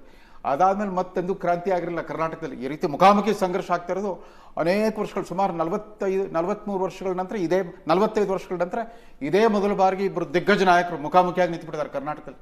ಕ್ರಾಂತಿ. ಆಮೇಲೆ ಆಕಸ್ಮಿಕ ಎಂಥ ಕಾಕತೆಗಳನ್ನು, ಇವತ್ತೇ ಕರ್ನಾಟಕದ ಮೂಲದವರು ಇವತ್ತು ಅಖಿಲ ಭಾರತ ಕಾಂಗ್ರೆಸ್ ಅಧ್ಯಕ್ಷರಾಗಿದ್ದಾರೆ. ಅವತ್ತು ನಿಜಲಿಂಗಪ್ಪ, ಇವತ್ತು ಮಲ್ಲಿಕಾರ್ಜುನ ಖರ್ಗೆ. ಮತ್ತೊಂದು ಈ ಮುಖಾಮುಖಿ, ಈ ಹಗ್ಗಜಗ್ಗಾಟ ಅಕಸ್ಮಾತ್ ಇದೇನೋ ನಿಜಕ್ಕೂ ಕ್ರಾಂತಿ ಅಂದ್ರೆ ಬದಲಾವಣೆ. ಅದು ಕೇವಲ ವ್ಯಕ್ತಿಗಳು ಅಥವಾ ಸರ್ಕಾರದ ಬದಲಾವಣೆ ಅಷ್ಟೇ ಅಲ್ಲ, ಒಂದು ವ್ಯವಸ್ಥೆಯಲ್ಲಿ ಬದಲಾವಣೆ ಬರುತ್ತಾ ಅನ್ನೋ ಒಂದು ಪ್ರಶ್ನಾರ್ಥಕ ಚಿಹ್ನೆ ಇದ್ದೇ ಇರುತ್ತೆ. ಯಾಕಂದರೆ ದೇವರಾಜ ಅರಸು ಕಾಲದಲ್ಲಿ ನಡೆದ ಕ್ರಾಂತಿ, ಇವರು ನಮ್ಮ ಜಯರಾಮ್ ರಮೇಶ್ ಅವರು SM ಕೃಷ್ಣ ಅವರು ಮುಖ್ಯಮಂತ್ರಿ ಆದ ಕೂಡಲೇ ರಾಜ್ಯ ಯೋಜನಾ ಮಂಡಳಿ ಉಪಾಧ್ಯಕ್ಷರಾಗಿದ್ದರು. ಅವ್ರು ಭಾಳ ಖುಲ್ಲಂಖುಲ್ಲ ಮಾತಾಡ್ಬಿಟ್ರು. ಅವ್ರು ಅಟೆಂಡ್ ಮಾಡಿದ್ದು ಒಂದು 2 ಸಭೆ ಮಾತ್ರ. ಮೊದಲನೇ ಸಭೆಯಲ್ಲಿ ಹೇಳ್ಬಿಟ್ರು, ಕರ್ನಾಟಕದಲ್ಲಿ 2 ಅವಧಿಗೆ ಕ್ರಾಂತಿಕಾರಿ ಸರ್ಕಾರಗಳಿದ್ವು. ಅಂದರೆ ಪರಿವರ್ತನಶೀಲ ರಾಜಕಾರಣ ಮತ್ತು ಅಭಿವೃದ್ಧಿ ಕೇಂದ್ರಿತ ಆಡಳಿತ ಇದ್ದಂಥದ್ದು. ಯಾವುದು ಅಂತಂದರೆ ದೇವರಾಜ ಅರಸು ಮುಖ್ಯಮಂತ್ರಿ ಆಗಿದ್ದ 8 ವರ್ಷ, ಅವು ಭೂ ಸುಧಾರಣೆ ಮತ್ತು ಸಾಮಾಜಿಕ ನ್ಯಾಯ. ರಾಮಕೃಷ್ಣ ಹೆಗಡೆ ಜನತಾ ಪಕ್ಷದ ಮುಖ್ಯಮಂತ್ರಿ ಆಗಿಬಿಟ್ಟು ಅಬ್ದುಲ್ ನಜೀರ್ ಸಾಹೇಬರು ಪಂಚಾಯತ್ ರಾಜ್ ಸಚಿವರಾಗಿದ್ದ 5 ವರ್ಷಗಳು, 83, 88. ಅವಾಗ ಅಧಿಕಾರ ವಿಕೇಂದ್ರೀಕರಣ ಮತ್ತು ಕುಡಿಯುವ ನೀರಿನ ಕ್ರಾಂತಿ ಆಯಿತು. ಅವೆರಡೂ ಬಿಟ್ಟರೆ ಉಳಿದಿದ್ದೆಲ್ಲ ಯಥಾಸ್ಥಿತಿವಾದಿ ಸರ್ಕಾರಗಳು, ಸ್ಟೇಟಸ್ ಕ್ವೋ ಸರ್ಕಾರಗಳು ಅಂತ ಹೇಳಿದರು. ಅದನ್ನ ಮಾತು ಸ್ವಲ್ಪ ಮಟ್ಟಿಗೆ ಸುಳ್ಳು ಮಾಡಿದ್ರು SM ಕೃಷ್ಣ ಕರ್ನಾಟಕಕ್ಕೆ ಒಂದು ಹೈಟೆಕ್ ಸ್ಪರ್ಶ ಕೊಟ್ಟರು. ಗಾರ್ಡನ್ ಸಿಟಿ ಆಗಿದೆ ಬೆಂಗಳೂರು, ಸಿಲಿಕಾನ್ ಸಿಟಿ ಆಯಿತು, ಅದಾಯಿತು. ಅದಾದಮೇಲೆ ಹಲವಾರು ಸರ್ಕಾರಗಳು ಬಂದ್ವಲ್ಲ, ಧರ್ಮಸಿಂಗ್ ಸಿದ್ದರಾಮಯ್ಯ ಸರ್ಕಾರದಿಂದ ಹಿಡಿದು ಸಿದ್ದರಾಮಯ್ಯ ಒರಿಜಿನಲ್ 5 ಇಯರ್ಸು ಪ್ಲಸ್ ಈಗ 2.5 ಇಯರ್ಸು, ಇಷ್ಟೂ ಸರ್ಕಾರಗಳು. ಆ BJP ಒಂದು 3-4 ಸರ್ಕಾರಗಳು ಬಂದು, ಮೊದಲನೇ ಅವಧಿಗೆ 3 ಜನ ಮುಖ್ಯಮಂತ್ರಿಗಳು, 2ನೇ ಅವಧಿಗೆ 3 ವರ್ಷಕ್ಕೆ 2 ಮುಖ್ಯಮಂತ್ರಿಗಳು. ಅದೆಲ್ಲ ಮುಗಿದ್ಮೇಲೆ ಯಾವ ಬದಲಾವಣೆ ಕಾಣ್ತಾ ಇದ್ದೀವಿ? ಯಾವ ಕ್ರಾಂತಿಕಾರಿ ಬದಲಾವಣೆ ಕಂಡಿದ್ದೀವಿ? ಇವರೇನೋ ಕ್ರಾಂತಿ ಮಾಡಿಬಿಟ್ರು, ಗ್ಯಾರಂಟಿ ಕ್ರಾಂತಿ ಮಾಡಿಟ್ಬಿಟ್ರು. ಆ ಗ್ಯಾರಂಟಿ ಕೂಡ ಅದು ಒರಿಜಿನಲ್ ಅಲ್ಲ, ಕಾಪಿರೈಟ್ ಅರವಿಂದ್ ಕೇಜ್ರಿವಾಲ್ ಹೇಳಿ ಕೇಳಿ ಅದು ಇಲ್ಲಿ ಒಂದು ರಾಜ್ಯನೇ ಅಲ್ಲದು, ಅದು ವೈಭವೀಕೃತ ಮುನ್ಸಿಪಾಲ್ಟಿ. ಅವ್ರಿಗೆ ನೋಡಿ, ಕೃಷಿ ಇಲಾಖೆ ಇಲ್ಲ, ನೀರಾವರಿ ಇಲಾಖೆ ಇಲ್ಲ, ಅರಣ್ಯ ಇಲಾಖೆ ಇಲ್ಲ, ಗ್ರಾಮೀಣಾಭಿವೃದ್ಧಿ ಇಲಾಖೆ ಇಲ್ಲ, ಏನೂ ಇಲ್ಲ. 80% ನೌಕರದಾರಿದ್ದಾರೆ, ಸ್ಯಾಲ್ರಿಡ್ ನೌಕರದಾರಿದೆ ದಿಲ್ಲಿನಲ್ಲಿ. ಅವ್ರು ಎಲ್ಲರೂ ಫ್ರೀ ಕೊಟ್ಟು ಇವರು ಅದನ್ನೇ ಮಾಡೋಕ್ಕೆ ಹೋಗ್ಬಿಟ್ಟು ಎಲೆಕ್ಷನ್ ಗೆದ್ದರು, ಅಧಿಕಾರ ಭದ್ರಪಡಿಸ್ಕೊಂಡ್ರು, ಈಗ ಒದ್ದಾಡ್ತಾ ಇದ್ದಾರೆ. ಏನೇ ಇರಲಿ, ಈಗ ಈ ಮುಖಾಮುಖಿ ಏನಿದೆ, ಎಲ್ಲಿದು ಅಖಿಲ ಭಾರತ ಮಟ್ಟದಲ್ಲಿ ಒಂದು ದೊಡ್ಡ ಕಂಪನಿ ಎಬ್ಬಿಸ್ತಾ ಇರೋ ಆತಂಕ. ಇದು ನನಗೆ ಇತಿಹಾಸವನ್ನು ಮೆಲುಕು ಹಾಕಿಕೊಳ್ಳೋಂಗೆ ಅನಿಸ್ಬಿಡ್ತು. ಅಂದರೆ ಕರ್ನಾಟಕದವರು ಅಖಿಲ ಭಾರತ ಕಾಂಗ್ರೆಸ್ ಅಧ್ಯಕ್ಷರಾಗಿದ್ದರು, ಇಲ್ಲಿಬ್ಬರು ದಿಗ್ಗಜಗಳು ಮುಖಾಮುಖಿ ಆದಾಗಲೇ ಕಾಂಗ್ರೆಸ್ ಒಳಗೋಗ್ಬಿಟ್ಟಿತ್ತು. ಮತ್ತೆಲ್ಲಿ ಅಂಥ ಅನಾಹುತ ಆಗೋಗ್ಬಿಡುತ್ತೆ ಅಂತ. ಯಾಕೆ ಇವರು ನ್ಯಾಷನಲ್ ಲೆವೆಲ್ ಹೋಗುತ್ತೆ ಅಂತ ಏನು ಅನ್ನಿಸ್ತಾ ಇಲ್ಲ. ಕರ್ನಾಟಕದಲ್ಲಿ ಒಂದು ಥರ್ಡ್ ಫೋರ್ಸ್ ಇದೆ, ಆಪರೇಷನ್ ಕಮಲಕ್ಕೆ ರೆಡಿಯಾಗಿ ಕೂತಿರ್ತಾರೆ. ಇದೊಂದು ಸುವರ್ಣ ಕಾಯ್ತಾ ಇದಾರಲ್ಲ ಬಿಜೆಪಿನ. ಅದಕ್ಕೆ ಪಾಪ ಇದ್ದಕ್ಕಿದ್ದಂತೆ ಡಿ ಕೆ ಶಿವಕುಮಾರ್ ಪರವಾಗಿ ಸಹಾನುಭೂತಿ ಹೊಳೆ ಹರಿತಾ ಇದೆ. ನಂಬರ್ಸ್ ಅವ್ರು ಫೇವರೇಬಲ್ ಆಗಿಲ್ಲ ಅಲ್ವಾ ನಡಹಳ್ಳಿ ಅವರೇ? ನಂಬರ್ಸ್ ನಿಮ್ಮ ಫೇವರೇಬಲ್ ಆಗಿಲ್ಲ. ನವೆಂಬರ್ ಕ್ರಾಂತಿಯ ಹೊಸ್ತಿಲಲ್ಲಿ ರಾಜ್ಯ ರಾಜಕಾರಣ ಇದೆಯಾ ಚರ್ಚೆ ಮಾಡ್ತಾ ಇದ್ದೀವಿ. ಎಸ್ ಪಾಟೀಲ್ ನಡಹಳ್ಳಿ ಅವರು ಬಿಜೆಪಿಯಿಂದ ನಮ್ಮ ಜೊತೆಗಿದ್ದಾರೆ. ನಡಹಳ್ಳಿ ಅವರೇ ಅಂಥದ್ದು ಏನೂ ಇಲ್ಲ. ಚಲುವರಾಯಸ್ವಾಮಿ ಅವರು ಪಾಪ ಕೇಂದ್ರ ಕೃಷಿ ಸಚಿವರನ್ನ ಭೇಟಿಯಾಗೋದಕ್ಕೆ ಹೋಗಿದ್ರು. ಉಳಿದ MLAಗಳು ನಮ್ಮನ್ನು ಮಿನಿಸ್ಟರ್ ಮಾಡಿ ಅಂತ ಹೇಳೋದಕ್ಕೆ ಹೋಗಿದ್ರು. ಇವತ್ತು ಡಿ ಕೆ ಶಿವಕುಮಾರ್ ಅವರು ಜೈಲಿಗೆ ಹೋಗಿದ್ದು, ಜೈಲಿನ ವಿವಾದ ಏನಾಗಿತ್ತಲ್ಲ ಅಧಿಕಾರಿಗಳಿಗೆ ವಾರ್ನಿಂಗ್ ಕೊಡೋಕ್ಕೆ ಅಂತ ಹೋಗಿದ್ರು ಅಷ್ಟೇ. ನಾವು ಸುಮ್ಮನೆ ಮೀಡಿಯಾದವರು ಇಷ್ಟೆಲ್ಲ ಮಾಡ್ಕೊಂಡು ಕೂತ್ಕೊಂಡಿದ್ದೀವಿ. ನೆನ್ನೆ ಸತೀಶ್ ಜಾರಕಿಹೊಳಿ ಅವ್ರ ಮನೇಲಿ ಊಟಕ್ಕೆ ಸೇರಿದ್ದು ಊಟ ಮಾಡೋದಕ್ಕಷ್ಟೇ. ಅವರು ರಾಜಕಾರಣ ಅಲ್ಲೇನು ಚರ್ಚೆ ಆಗಿಲ್ಲ. ಕಾಂಗ್ರೆಸ್ ಸರ್ಕಾರ ಅಧಿಕಾರಕ್ಕೆ ಬಂದ ಮೇಲೆ ಜನರ ಬಳಿ ಹೋಗೋದು ಬಿಟ್ಟು ಹೋದ ಎಲ್ಲರ ಬಳಿನೂ ಹೋಗಿದ್ದಾರೆ ಅವರು. 2.5 ವರ್ಷದಲ್ಲಿ ಕಾಂಗ್ರೆಸ್ ಸರ್ಕಾರದ ಸಾಧನೆ ಬಹಳ ದೊಡ್ಡ ಶೂನ್ಯ. ಈ ಸಂದರ್ಭದಲ್ಲಿ ಏನು ಇದು ಅಧಿಕಾರದ ಹಂಚಿಕೆ ಒಂದು ಡೊಂಬರಾಟ ನಡೀತಾ ಇದೆ ಕರ್ನಾಟಕದಲ್ಲಿ. ಆ ಶಬ್ದ ಬಳಸಬಾರ್ದು. ಡೊಂಬರಾಟ ಅನ್ನೋದನ್ನು ವಾಪಸ್ ತಗೊಳ್ತೀನಿ, ಪ್ರಶ್ನೆ ಅದಿರಲಿ. ಈಗೇನು ನಾಟಕ ನಡೀತಾ ಇದೆ, ಈ ನಾಟಕದಲ್ಲಿ ನಮ್ದು ಯಾವುದೂ ಇಂಟ್ರೆಸ್ಟ್ ಇಲ್ಲ. ಭಾರತೀಯ ಜನತಾ ಪಕ್ಷದ ಇದರಲ್ಲಿ ನಮ್ಮದು ಯಾವುದೂ ಇಂಟ್ರೆಸ್ಟ್ ನಂಬರ್ಸ್ ಇಲ್ಲ ನಿಮ್ಮ ಹತ್ರ. ಅಲ್ಲಲ್ಲ, ಸ್ವಲ್ಪ ನಂಬರ್ಸ್ ನಿಮ್ಮ ಫೇವರೇಬಲ್ ಆಗಿದೆ. ಒಂದೇ ನಿಮಿಷ. ನಾನು ಭಾರತೀಯ ಜನತಾ ಪಕ್ಷದಲ್ಲಿ ಯಾರು ಮುಖ್ಯಮಂತ್ರಿಯಾಗಿ ಸಿದ್ದರಾಮಯ್ಯ ಮುಂದುವರಿತಾರೋ, ಡಿ ಕೆ ಶಿವಕುಮಾರ್ ಆಗ್ತಾರೋ, ಇನ್ನೊಬ್ರು ಆಗ್ತಾರೋ, ಅದ್ರ ಬಗ್ಗೆ ನಮಗೆ ಯಾವ ಆಸಕ್ತಿನೂ ಇಲ್ಲ. ನಮಗೆ ಆಸಕ್ತಿ ಇರತಕ್ಕಂಥದ್ದು ಕರ್ನಾಟಕ ರಾಜ್ಯದಲ್ಲಿ ಮುಂಗಾರು ಮಳೆ ಅತಿ ಹೆಚ್ಚು ಮಳೆಯಾಗಿ ರೈತರು ಸಂಕಷ್ಟದಲ್ಲಿದ್ದಾರೆ. ಈ ಸರ್ಕಾರ ರೈತರ ಪರವಾಗಿ ನಿಲ್ಲಬೇಕಾಗಿತ್ತು, ರೈತರಿಗೆ ತಕ್ಷಣ ಪರಿಹಾರ ಕೊಡಬೇಕಾಗಿತ್ತು. ಆ ಕೆಲಸ ಮಾಡಿಲ್ಲ ಅಂತಕ್ಕಂಥದ್ದು. ಇವತ್ತು ಮೆಕ್ಕೆಜೋಳ ಅನೇಕ ರೈತರು ಬೆಳೆದಿರ್ತಕ್ಕಂಥ ಬೆಳೆಗಳು ಇವತ್ತು ಬೆಂಬಲ ಬೆಲೆ ಖರೀದಿ ಮಾಡೋದಕ್ಕೆ ತೀವ್ರವಾದಂಥ ಕ್ರಮ ತಗೋಬೇಕಾಗಿತ್ತು, ತೆಗೆದುಕೊಂಡಿಲ್ಲ ಅಂತಕ್ಕಂಥದ್ದು. ಮತ್ತು ಈ ಸರ್ಕಾರ ಅವಧಿನಲ್ಲಿ 1 ಕಿಲೋಮೀಟರ್ ರಸ್ತೆನೂ ಮಾಡಲಿಲ್ಲ, 1 ಕಿಲೋಮೀಟರ್ ಚರಂಡಿನೂ ಮಾಡಲಿಲ್ಲ, 1 ರಸ್ತೆ ಗುಂಡಿನೂ ಮುಚ್ಚಲಿಲ್ಲ. ಈ ಸರ್ಕಾರದ ಏಕಪಕ್ಷೀಯ ವಾಗ್ದಾಳಿ ಆಗುತ್ತೆ. ಅವ್ರಿದ್ದಾಗ ಮಾತಾಡಿದ್ರೆ ಆ ಮಾತು ಬೇರೆ. ಇವತ್ತಿನ ಪ್ಯಾನಲ್ ಅಲ್ಲಿ ಕಾಂಗ್ರೆಸ್ ಪಾಲಿಟಿಕ್ಸ್ ಮಾತಾಡೋಣ. ಎಸ್ ಪ್ರಶಾಂತ್ ಏನೋ ಕೇಳ್ತಾ ಇದ್ರು. ಎಸ್ ನಡಹಳ್ಳಿ ಅವ್ರಿಗೆ ಏನೋ ಕೇಳ್ತಾ ಇದ್ರು. ನಡಹಳ್ಳಿ ಅವರೇ, ನೀವು ಈ ಬಾರಿ ವಿಧಾನಸಭೆಯಲ್ಲಿ ಇಲ್ಲ, ಹಿಂಗಾಗಿ ನಿರಾಸಕ್ತಿ ನಿರುತ್ಸಾಹ ಇದ್ರೆ ನಿಮ್ಮಲ್ಲೇ ವೈಯಕ್ತಿಕವಾಗಿದೆ ಅಂತ ಹೇಳಿ ನಿಮ್ ಪಾರ್ಟಿಯ ಶಾಸಕರು ಸಿಕ್ಕಾಗೆಲ್ಲ ಕೇಳ್ತಾರೆ. ನಿಮ್ ಪಾರ್ಟಿಯ ಶಾಸಕರು ಸಿಕ್ಕಾಗೆಲ್ಲ ನನ್ ಇವತ್ತು ನಾನು ಹುಬ್ಳಿಯಲ್ಲಿದ್ದೀನಿ, ನನಗೊಂದು 2-3 ಜನ ಶಾಸಕರು ಸಿಕ್ಕಿದ್ರು ನಿಮ್ಮವರು ಯಾವುದೋ ಕಾರ್ಯಕ್ರಮದಲ್ಲಿ. ಸಿಕ್ಕಾಗ ಅವ್ರು ಕೇಳಿದ ಮೊದಲ ಪ್ರಶ್ನೆ ಏನು ಹೇಳಿ, ನಮ್ಗೇನಾದ್ರೂ ಅವಕಾಶ ಅದು ಸಿಗ್ತೇನ್ರಿ, ನಮ್ಗೇನಾದ್ರು ಅವಕಾಶ ಓಪನ್ ಆಗ್ತದೇನೋ ಅಂತ. ಅಲ್ಲಲ್ಲ, ನಮ್ಮ ಪ್ರಶಾಂತ್ ಅವರೇ ಖಂಡಿತವಾಗಲೂ ಕರ್ನಾಟಕದ ಜನ ನಮ್ಗೆ ಅವಕಾಶ ಕೊಡ್ತಾರೆ. ನಮಗೆ ಈ ರೀತಿ ನಾಟಕ ಮಾಡಿ ಅಧಿಕಾರಕ್ಕೆ ಬರಬೇಕಾದಂಥ ಅವಶ್ಯಕತೆ ಇಲ್ಲ. ನಾವು ಸುಳ್ಳು ಹೇಳಿ ಅಧಿಕಾರಕ್ಕೆ ಬರಬೇಕಾದಂಥ ಅವಶ್ಯಕತೆ ಇಲ್ಲ. ಲೂಟಿ ಹೊಡೆದ ಅಧಿಕಾರಕ್ಕೆ ಬರಬೇಕಾದಂಥ ಅವಶ್ಯಕತೆ ಇಲ್ಲ. ಇದು ದರೋಡೆಕೋರರ ಸರ್ಕಾರ ಅಲ್ಲಲ್ಲ. ಜನರದು 19 ಹೆಂಗ ಅಧಿಕಾರದಲ್ಲಿ ಬಂದ್ರಿ?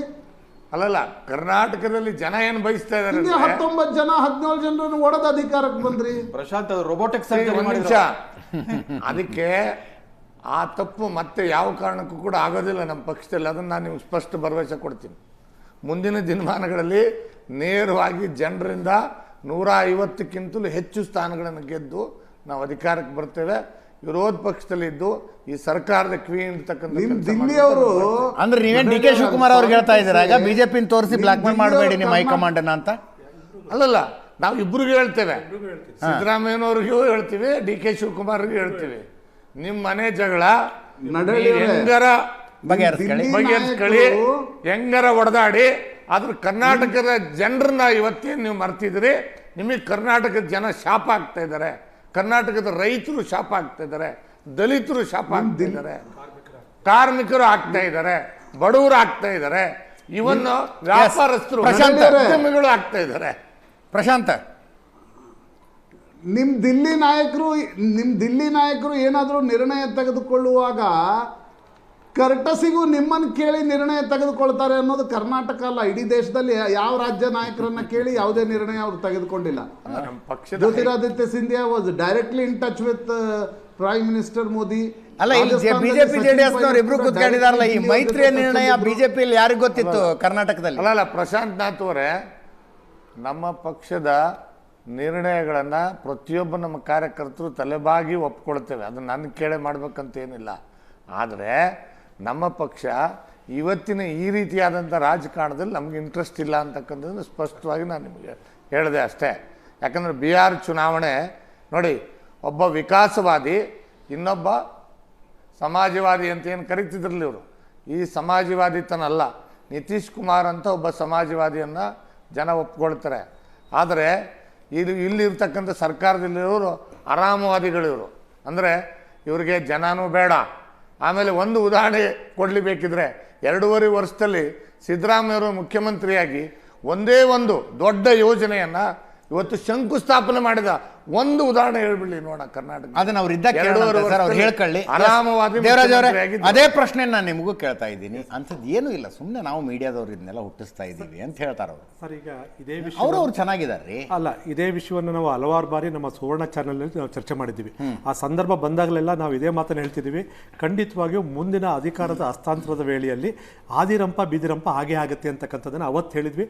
ಕಾಂಗ್ರೆಸ್ನ ವಕ್ತಾರರು ಅವತ್ತು ಹೇಳ್ತಾ ಇದ್ರು, ಖಂಡಿತವಾಗಿ ನಮ್ಮಲ್ಲಿ ಭಿನ್ನಾಭಿಪ್ರಾಯ ಇಲ್ಲ, ಬಣಗಳಿಲ್ಲ, ಯಾವುದೇ ಕಾರಣಕ್ಕೂ ಅಂಥದ್ದೇನೂ ಬರೋಲ್ಲ ಅಂತಕ್ಕಂಥ ಮಾತನ್ನು ಅವತ್ತು ಸಹ ಹೇಳ್ತಿದ್ರು. ಆದರೆ ಇವತ್ತು ನಡೀತಿರ್ತಕ್ಕಂಥದ್ದೇನು, ಮೊದಲು ಅಧಿಕಾರ ಹಸ್ತಾಂತರ ಆಗೋಕ್ಕಿಂತ ಮೊದಲು ದೆಹಲಿಯಲ್ಲಿ ಮಾತ್ರ ಒಂದು ಪ್ರಹಸನ ನಡೀತು. ಆದರೆ ಇವತ್ತು ಕರ್ನಾಟಕದಲ್ಲೂ ಆ ಪ್ರಹಸನ ನಡೀತಿದೆ, ದೆಹಲಿಯಲ್ಲೂ ಸಹ ನಡೀತಿದೆ. ಇದನ್ನೆಲ್ಲ ನಡೀತಿರೋದು ನೋಡ್ತಾ ಇದ್ರೆ ನಾನು ಬೇಡಿ ಸಾಮಾನ್ಯ ಜ್ಞಾನ ಇರತಕ್ಕಂತಹ ಒಬ್ಬ ಸಾಮಾನ್ಯ ಪ್ರಜೆ ಇವ್ರು ಹೇಳ್ತಕ್ಕಂಥ ಮಾತನ್ನು ನಂಬೋ ಸ್ಥಿತಿಲಿದ್ದಾರೆ ಕರ್ನಾಟಕದಲ್ಲಿ. ಇವತ್ತು ದೇಶದಲ್ಲಿದ್ದಾರೆ ಇವತ್ತು ಯಾರನ್ನೊಬ್ರು? ಖಂಡಿತವಾಗಿಯೂ ಇಲ್ಲ. ಇವತ್ತೇನಾಗಿದೆ, ಆದಿರಂಪ ಬೀದಿರಂಪ ಆಗೋ ಮಟ್ಟಕ್ಕೆ 140 ಸೀಟ್ ತೊಗೊಂಡಿರ್ತಕ್ಕಂಥ ಇರುವಂಥದ್ದು ಏನು ನಡೆದಿದೆ ಹೇಳಿ? ಯಾವುದು? ಹೌದಪ್ಪ, ಒಂದೆರಡು ಜನ MLAಗಳು ಹೋಗಿದ್ದಾರೆ, ಕ್ಯಾಬಿನೆಟ್ ರೀಶಫಲ್ ಅಂತ ಸುದ್ದಿ ಆಗ್ತಿದೆ, ನಮ್ಮನ್ನು ಮಿನಿಸ್ಟರ್ ಮಾಡಿ ಹೋಗಿದ್ದಾರೆ. ಸರ್, ಒಂದು ಪ್ರಶ್ನೆ, ಚಲುವರಾಯಸ್ವಾಮಿ ಅವರು ಜವಾಬ್ದಾರಿಯುತ ಕೃಷಿ ಸಚಿವರಾಗಿ ಕೇಂದ್ರ ಕೃಷಿ ಸರ್, ಈಗ ಒಂದು ಇದೇ ಸತೀಶ್ ಜಾರಕಿಹೊಳಿ ಅವರು ಮತ್ತೆ ಈ ಥರ ಎಲ್ಲರೂ ಮಹದೇವಪ್ಪನವರು ಎಲ್ಲ ಸೇರಿಕೊಂಡು ಶ್ರೀಯುತ ಪರಮೇಶ್ವರ್ ಎಲ್ಲ ಸೇರಿಕೊಂಡು ಒಂದು ಡಿನ್ನರ್ ಪಾರ್ಟಿ ಅರೇಂಜ್ ಮಾಡಿದಾಗ ಯಾಕೆ ಸ್ಟಾಪ್ ಮಾಡಿದ್ರಿ? ಯಾರು ಸ್ಟಾಪ್ ಮಾಡಿದವ್ರು ಯಾರು? ಅವತ್ತು ನಿಲ್ಲಿಸ್ತವ್ರು ಯಾರು? ಇವತ್ತು ಯಾಕೆ ನಿಲ್ಸೋಕ್ಕಾಗ್ತಿದ್ದಿಲ್ಲ? ಸರಿ ಆಯಿತು, ಕ್ಯಾಬಿನೆಟ್ ಎಕ್ಸ್ಪಾನ್ಷನ್ ಮಾಡಿ ಅಂತ ಒಂದು ಗ್ರೀನ್ ಸಿಕ್ಕ ಮೇಲೆ ನೆಕ್ಸ್ಟ್ ಡೇ ಉಪಮುಖ್ಯಮಂತ್ರಿಗಳು ಹೋದ್ಮೇಲೆ ಯಾಕೆ ಸ್ಟಾಪ್ ಮಾಡಿದ್ರಿ ನೀವು? ಸರ್, ನಮಗೆ ಈಗಾಗಲೇ ಶ್ರೀಯುತ ನಡ್ಡಳ್ಳಿ ಅವರು ಹೇಳಿದಾಗೆ ನಮಗೆ ಇವರ ಆಂತರಿಕ ಕಿತ್ತಾಟದಲ್ಲಿ ಅಥವಾ ಅಧಿಕಾರ ಹಸ್ತಾಂತರದ ಬಗ್ಗೆ ನಮಗೆ ಕಾಳಜಿ ಇಲ್ಲ, ಇದ್ರ ಬಗ್ಗೆ ನಮ್ಗೆ ಆಸಕ್ತಿನೇ ಇಲ್ಲ. ನಮಗಿರ್ತಕ್ಕಂಥದ್ದು ರಾಜ್ಯದ ಅಭಿವೃದ್ಧಿ ಬಗ್ಗೆ ಮಾತ್ರ ನಮ್ಗೆ ಆಸಕ್ತಿ, ರಾಜ್ಯದ ಜನರ ಸಮಸ್ಯೆ ಬಗ್ಗೆ ಮಾತ್ರ ಆಸಕ್ತಿ. ಅದ್ರ ಬಗ್ಗೆ ನಾವು ಮಾತ್ರ ಮಾತನಾಡಲಿಕ್ಕೆ ಇಷ್ಟಪಡ್ತೀವಿ. ಇವತ್ತು ಸಹ ಸನ್ಮಾನ್ಯ ಕುಮಾರಸ್ವಾಮಿ ಅವರು ಹೇಳಿದ್ರು, ದಯಮಾಡಿ ಆದಷ್ಟು ಬೇಗ ಈ ಕಿತ್ತಾಟವನ್ನು ನಿಲ್ಲಿಸಿ ಯಾರೋ ಒಬ್ಬರು ಮುಖ್ಯಮಂತ್ರಿ ಮಾಡಿ ಒಳ್ಳೆ ಆಡಳಿತ ಕೊಡಲಿ ರಾಜ್ಯಕ್ಕೆ ಅಂತ ಅಪೇಕ್ಷೆ ಪಟ್ಟರು. ಇದೇ ನಮ್ಮ ಅಪೇಕ್ಷೆ ಇವತ್ತಿನ ದಿವಸ ಇರತಕ್ಕಂಥದ್ದು. ಆದರೆ ಜನರಿಗೆ ಸುಳ್ಳು ಹೇಳಿ ಬಂದಂಥ ಈ ಪಕ್ಷ, ಜನರನ್ನು ಸಂಪೂರ್ಣವಾಗಿ ಮೂರ್ಖರನ್ನಾಗಿ ಮಾಡಿದಂಥ ಪಕ್ಷ ಇವತ್ತು ನಡ್ಕೊಳ್ತಿರ್ತಕ್ಕಂಥ ರೀತಿ ಏನು? ನಾವು ಚುನಾವಣೆ ಪೂರ್ವದಲ್ಲಿ ಹೇಳಿದ್ದೆ, ಅತಿಯಾದ ಬಹುಮತ ಖಂಡಿತ ಈ ರಾಜ್ಯಕ್ಕೆ ಒಳ್ಳೆಯದಲ್ಲ ಅಂತಕ್ಕಂಥ ಮಾತನ್ನು ಒತ್ತಿ ಹೇಳ್ತೀವಿ. ಸನ್ಮಾನ್ಯ ರಾಮಕೃಷ್ಣ ಹೆಗಡೆ ಅವರು 120 ಸೀಟ್ ಬಂದಂಥ ಸಂದರ್ಭದಲ್ಲಿ ಭಾಳ ಸೊಗಸಾಗಿ ಹೇಳ್ತಾರೆ, ಏನು 120 ಸೀಟು 125 ಸೀಟ್ ದಾಟಿದ್ರೆ ಅಪರಿಮಿತವಾದ ಅಧಿಕಾರ ಖಂಡಿತವಾಗಿಯೂ ರಾಜ್ಯಕ್ಕೆ ಒಳ್ಳೆಯದಲ್ಲ ಅಂತಕ್ಕಂಥ ಮಾತನ್ನು ಹೇಳ್ತಾರೆ. ಅದೇ ಇವತ್ತಿನ ದಿವಸ ಸಾಬೀತಾಗಿರ್ತಕ್ಕಂಥದ್ದು. ಬಿಹಾರ ರಿಸಲ್ಟ್ ಬಂದಾಗ ನಾನು ಹೇಳಿದೆ, ಆಪರಿ ಬ್ರೂಟಲ್ ಮೆಜಾರಿಟಿನ ಕೊಡಬಾರದು ಜನ. ಇವತ್ತು ಸರ್, ಈಗ ಒಂದು ಪ್ರಶ್ನೆ ಸರ್, ಒಂದು ಬಹಳ ಸೊಗಸಾಗಿ ನೀವು ಇವತ್ತಿನ ದಿವಸ ಯೋಚನೆ ಮಾಡಿ. ಇಲ್ಲಿವರೆಗೂ ಸನ್ಮಾನ್ಯ ಡಿ ಕೆ ಸುರೇಶ್ ಅವರು ಏನು ನಿನ್ನೆ ತಾನೇ ನೀವು ವಾಹಿನಿಯಲ್ಲಿ ತೋರಿಸಿದ್ರಿ, ಏನು ಮಾತಾಡೋರು? ಅದರಲ್ಲಿ ಎರಡು ಬಹಳಷ್ಟು ಮುಖ್ಯ ಪ್ರಶ್ನೆ ಇದೆ. ಸನ್ಮಾನ್ಯ ಮುಖ್ಯಮಂತ್ರಿಗಳು ಅಂತ ಹೇಳದೇ ಇದ್ರೂ ಸಹ ಮಾತು ಕೊಟ್ಟಂಥವ್ರು ಮಾತಿನಂತೆ ನಡ್ಕೊಳ್ಳಿ ಅಂತಕ್ಕಂಥದ್ದು ಅವ್ರ ಅಪೇಕ್ಷೆ ಇದೆ, ನಡೆದೇ ನಡ್ಕೊತಾರೆ ಅಂತಕ್ಕಂಥದ್ದು ಅವ್ರ ಇಂಗಿತನೂ ಸಹ ಇದೆ. ಆದರೆ ಇನ್ನೊಂದು ಮಾತಿದೆ, ಅದರ ನಂತರ ಒಂದು ಮಾತನ್ನು ಹೇಳ್ತಾರೆ, ಯಾರು ರಾಜಕಾರಣದಲ್ಲಿ ಕೊಟ್ಟಂಥ ಮಾತಿನ ಪ್ರಕಾರ ನಡ್ಕೊಳ್ಳಿಲ್ಲ ಅಂದರೆ ಹೆಚ್ಚಿಗೆ ಕಾಲ ರಾಜಕೀಯದಲ್ಲಿ ಇರಲಿಕ್ಕಾಗಲ್ಲ. ಅಂದರೆ ಅದರ ಅರ್ಥ ಏನು, ಮುಂದೆ ಯಾರ್ಯಾರಿಗೆ ಸೆಟಲ್ಮೆಂಟ್ ಕಾದಿದೆ ಅಂತ. ಈ ಸೆಟಲ್ಮೆಂಟ್ ಅನ್ನೋ ಪದ ನಾವೆಲ್ಲ ಉಪಯೋಗಿಸಿದ್ದು, ಅವರೇ ಉಪಯೋಗಿಸಿದ್ದಾರೆ. ಅದು ಪ್ರಯೋಗನೂ ಆಗಿದೆ ಕರ್ನಾಟಕದಲ್ಲಿ, ಅದಕ್ಕೆ ಬಲಿಪಶುನೂ ಆಗಿದ್ದಾರೆ ಅದೇ ಪಕ್ಷದವರು. ಇವತ್ತು ಕರ್ನಾಟಕದ ಲಾಡ್ಜ್ಗಳು, ನಮ್ಮ ಬೆಂಗಳೂರಿನ ಲಾಡ್ಜ್ಗಳು ಎಷ್ಟು ಬುಕ್ ಆಗಿವೆ ದಯವಿಟ್ಟು ಹೇಳಿ, ಸತ್ಯ ಎಲ್ಲರ ಮುಂದೆಗಡೆ ಆಗರೆ. ಬೆಂಗಳೂರಿನಲ್ಲಿರ್ತಕ್ಕಂತಹ ಲಾಡ್ಜ್ಗಳು, ಹೋಟೆಲ್ಗಳು ಎಷ್ಟು ರೂಮ್ಗಳು ಬುಕ್ ಮಾಡಿದ್ದಾರೆ, ಯಾರ್ಯಾರು ಅಂತಕ್ಕಂಥದ್ದನ್ನ ಹೇಳಿ. ಯಾವ್ಯಾವ ಹೋಟೆಲಲ್ಲಿ ಆರ್ಸ್ ಟ್ರೇಡಿಂಗ್ ನಡೀತಿದೆ ಅಂತಕ್ಕಂಥ ಸತ್ಯವನ್ನ ಜನಗಳ ಮುಂದೆ ಇವತ್ತಿನ ದಿವಸ ಹೇಳಿ ನೋಡೋಣ. Horse trading between their own party. ಹೌದು, ಎಸ್ ಸರ್. ಅದಕ್ಕೋಸ್ಕರನೇ ಯಾವ್ಯಾವ MLAಗಳನ್ನ ಯಾವ್ಯಾವ ಗುಂಪುದವ್ರು ಬಿಟ್ಟಿದ್ದಾರೆ. ಮತ್ತೆ ಯಾಕೆ ಈ ಒಂದು ಡಿನ್ನರ್ ಪಾರ್ಟಿಗಳಾಗಾರ? ಅಲ್ಲಿಗೆ ನಿಮಗೆ ಬಹುಮತ ಇದೆ, ಅಧಿಕಾರದ ಸರ್. ಇವರಂತೂ ಸನ್ಮಾನ್ಯ ಸಿದ್ದರಾಮಣ್ಣವರು ಯಾವುದೇ ಕಾರಣಕ್ಕೂ ಅಧಿಕಾರ ಬಿಡುವಂಥವ್ರಲ್ಲ. ಶ್ರೀಯುತ ಪ್ರಶಾಂತ್ ಅವರು ಹೇಳಿದ ಮಾತು ಸತ್ಯ, ಅಕ್ಷರಶಃ ಸತ್ಯ. ಆದರೆ ಅಧಿಕಾರ ಬಿಡಲಿಲ್ಲ ಅಂದರೆ ಇವರು ಬಿಡುವಂಥವ್ರು ಅಲ್ಲ, ಸನ್ಮಾನ್ಯ ಡಿ ಕೆ ಶಿವಕುಮಾರ್ ಅವರು ಬಿಡುವಂಥವ್ರು ಅಲ್ಲ. ಈಗಂತೂ ಒಂದಾಗುತ್ತೆ ಸರ್, ಕರ್ನಾಟಕದಲ್ಲಿ ಈ ತಿಂಗಳು ಮುಂದಿನ ತಿಂಗಳು ನಮ್ಮ ರಾಜ್ಯದ ಜನತೆ ಬಹಳಷ್ಟು ಪಶ್ಚಾತ್ತಾಪ ಪಡ್ತಕ್ಕಂಥ ದಿವಸಗಳಂತೂ ಖಂಡಿತ ನಮ್ಮ ರಾಜ್ಯಕ್ಕೆ ಪಾಲು ಬರುತ್ತೆ.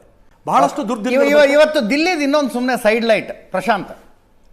ಕೆ ಎನ್ ರಾಜಣ್ಣ ಅವರ ಮಗ ರಾಜೇಂದ್ರ MLC ದಿಲ್ಲಿಲಿದ್ರು. ಏನೋ ಅಂದರೆ ಸಹಕಾರ ಇಲಾಖೆಗೆ ಸಂಬಂಧಿಸಿದಂಥ ಏನೋ ಒಂದು ಮೀಟಿಂಗ್ನಲ್ಲಿ ಭಾಗಿಯಾಗೋದಕ್ಕೆ ಹೋಗಿದ್ರು. ಅಮಿತ್ ಶಾ ಅದೇ ಮೀಟಿಂಗ್ನಲ್ಲಿದ್ದರು.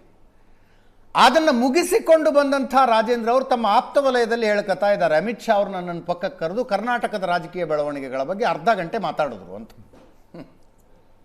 ರಾಜೇಂದ್ರ ಅವರು ಹೇಳ್ತಾ ಇದ್ದಾರೆ. ಇದನ್ನು ಅದಕ್ಕೆ ಚಲುವರಾಯಸ್ವಾಮಿ ಅವರು ಏನು ಉತ್ತರ ಕೊಡ್ತಾರೆ ಕೊಡ್ಲಿ. ಏನು is it to send a message to someone?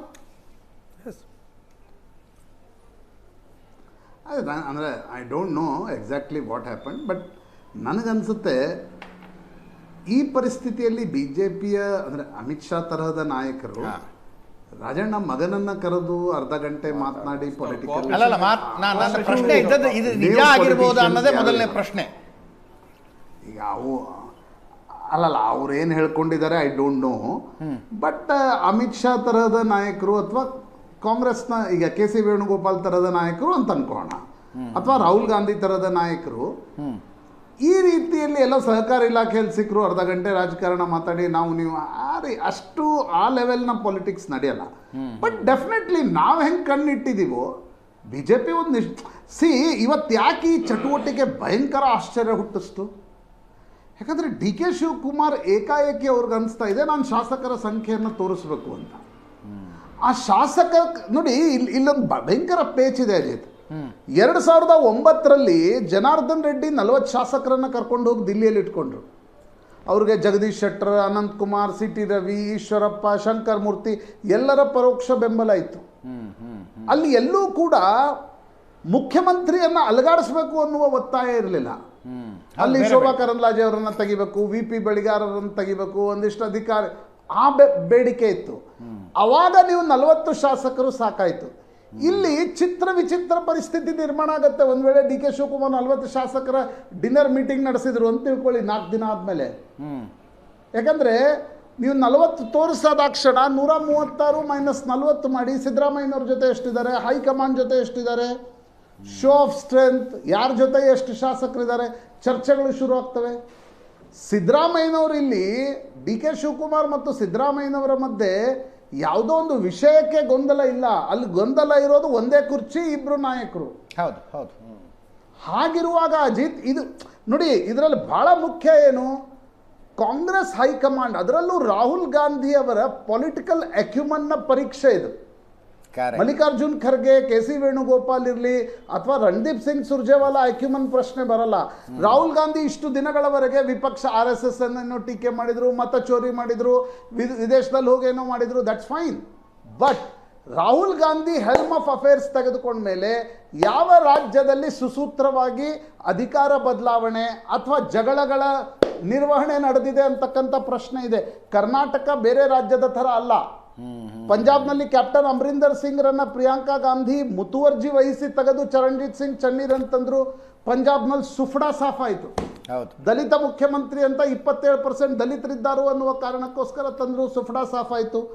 ರಾಜಸ್ಥಾನದಲ್ಲಿ ಹೈಕಮಾಂಡ್ ಒಂದು ದೊಡ್ಡ ಮುಖಭಂಗ ಆಯಿತು. ಸ್ವತಃ ಖರ್ಗೆ ಸಾಹೇಬರು ಮತ್ತು ಅಜಯ್ ಮಾಕೆನ್ ಹೋಗಿದ್ರು, ಅಶೋಕ್ ಗೆಹ್ಲೋಟ್ ಸೊಪ್ಪು ಹಾಕಲಿಲ್ಲ. ನಂತರದ ಚುನಾವಣೆಯಲ್ಲಿ ಅಧಿಕಾರ ಹೋಯಿತು. ಮಧ್ಯಪ್ರದೇಶದಲ್ಲಿ ಜ್ಯೋತಿರಾದಿತ್ಯ ಸಿಂಧಿಯಾ ಹೇಳ್ತಾ ಇದ್ರು, ನಾನು ಗುಣ ಭಾಗದಲ್ಲಿ ಬೇರೆ ಭಾಗದಲ್ಲಿ 50-60 ಶಾಸಕರನ್ನ ಗೆಲ್ಸ್ಕೊಂಡು ಬಂದಿದ್ದೀನಿ, ನನಗೆ ಮುಖ್ಯಮಂತ್ರಿ ಅವಕಾಶ 2.5 ವರ್ಷದ ನಂತರ ಕೊಡಿ ಅಂತ. ರಾಹುಲ್ ಗಾಂಧಿ ಏನೂ ನಿರ್ಣಯ ತೆಗೆದುಕೊಳ್ಳಿಲ್ಲ. ಅವರು ಪಾರ್ಟಿ ಬಿಟ್ಟು ಹೋದ ನಂತರ ಆಂಟಿ ಇನ್ಕಂಬನ್ಸಿ ದೊಡ್ಡ ಮಟ್ಟದಲ್ಲಿದ್ದರೂ ಕಾಂಗ್ರೆಸ್ಗೇನೂ ಲಾಭ ಆಗಲಿಲ್ಲ. ಛತ್ತೀಸ್ಗಢದಲ್ಲಿ ಈ ಜಗಳ ಹಿಂಗೇ ಮುಂದುವರ್ಸ್ಕೊಂಡು ಹೋದ್ರು, ರಾಹುಲ್ ಗಾಂಧಿ ನಿರ್ಣಯ ತೆಗೆದುಕೊಳ್ಳಿಕ್ಕೆ ಆಗಲಿಲ್ಲ. ಛತ್ತೀಸ್ಗಢದಲ್ಲಿ ಒಳ್ಳೆ ಆಡಳಿತ ನೀಡಿಯೂ ಭೂಪೇಶ್ ಬಘೇಲ್ ವಾಪಸ್ ಬರಲಿಲ್ಲ. ಕರ್ನಾಟಕ ಇನ್ನೊಂದು ಹೆಜ್ಜೆ ಮುಂದಿದೆ ಅಜಿತ್. ಇಬ್ರು ಸೀಸನ್ ಲೀಡರ್ ಇದ್ದಾರೆ, ಇಬ್ರಿಗೂ ಫಾಲೋಯಿಂಗ್ ಇದೆ. Siddaramaiah is hugely popular, DK Shivakumar is hugely resourceful. ಹೀಗಿರುವಾಗ ಈ ಜಗಳ ಸಿದ್ದರಾಮಯ್ಯ DK ಶಿವಕುಮಾರ್ ಏನು ಮಾಡ್ತಾರೆ ಅದು ಇನ್ನೊಂದು ಭಾಗ. ಬಟ್ ದಿಲ್ಲಿ ದೃಷ್ಟಿಯಿಂದ, ನಾನು ದಿಲ್ಲಿಯಲ್ಲಿ ವರದಿಗಾರಿಕೆ ಮಾಡಿರೋದ್ರಿಂದ ನನಗೆ ಅದರ ಬಗ್ಗೆ ಕುತೂಹಲ ಇದೆ. How Delhi will solve it, specially Rahul Gandhi. That is very important and crucial as far as ಅಖಿಲ ಭಾರತೀಯ ಕಾಂಗ್ರೆಸ್ ದೃಷ್ಟಿಯಿಂದ. Karnataka is crucial for politics, for resources, for leadership, for confidence.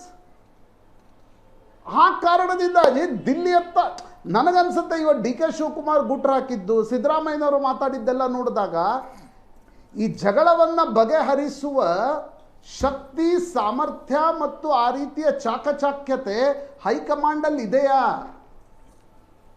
ಆ ಪರೀಕ್ಷೆ ಕೂಡ ಮುಂದಿನ ಒಂದು 15-20 ದಿನದಲ್ಲಿ ನಡೆಯುತ್ತೆ. ಅಬ್ಸಲ್ಯೂಟ್ಲಿ. ಚರ್ಚೆಯ ಕೊನೆ ಭಾಗಕ್ಕೆ ಬರ್ತಾ ಇದ್ದೀವಿ. ರವೀಂದ್ರ ರೇಷ್ಮೆ ಅವರು, ನೀವು ಉದಾಹರಣೆಗಳನ್ನು ಕೊಟ್ಟರಲ್ಲ ಹಿಂದಾಗಿದ್ದು, ಕರ್ನಾಟಕದಲ್ಲಿ ನಡೆದಂಥ ಕ್ರಾಂತಿ ಅಥವಾ ಬೆಳವಣಿಗೆ, ನ್ಯಾಷನಲ್ ಲೆವೆಲ್ನಲ್ಲಿ ಕಾಂಗ್ರೆಸ್ನ ಸ್ಪ್ಲಿಟ್ ಹೆಂಗೆ ಕಾರಣ ಆಯಿತು ಅಂತ.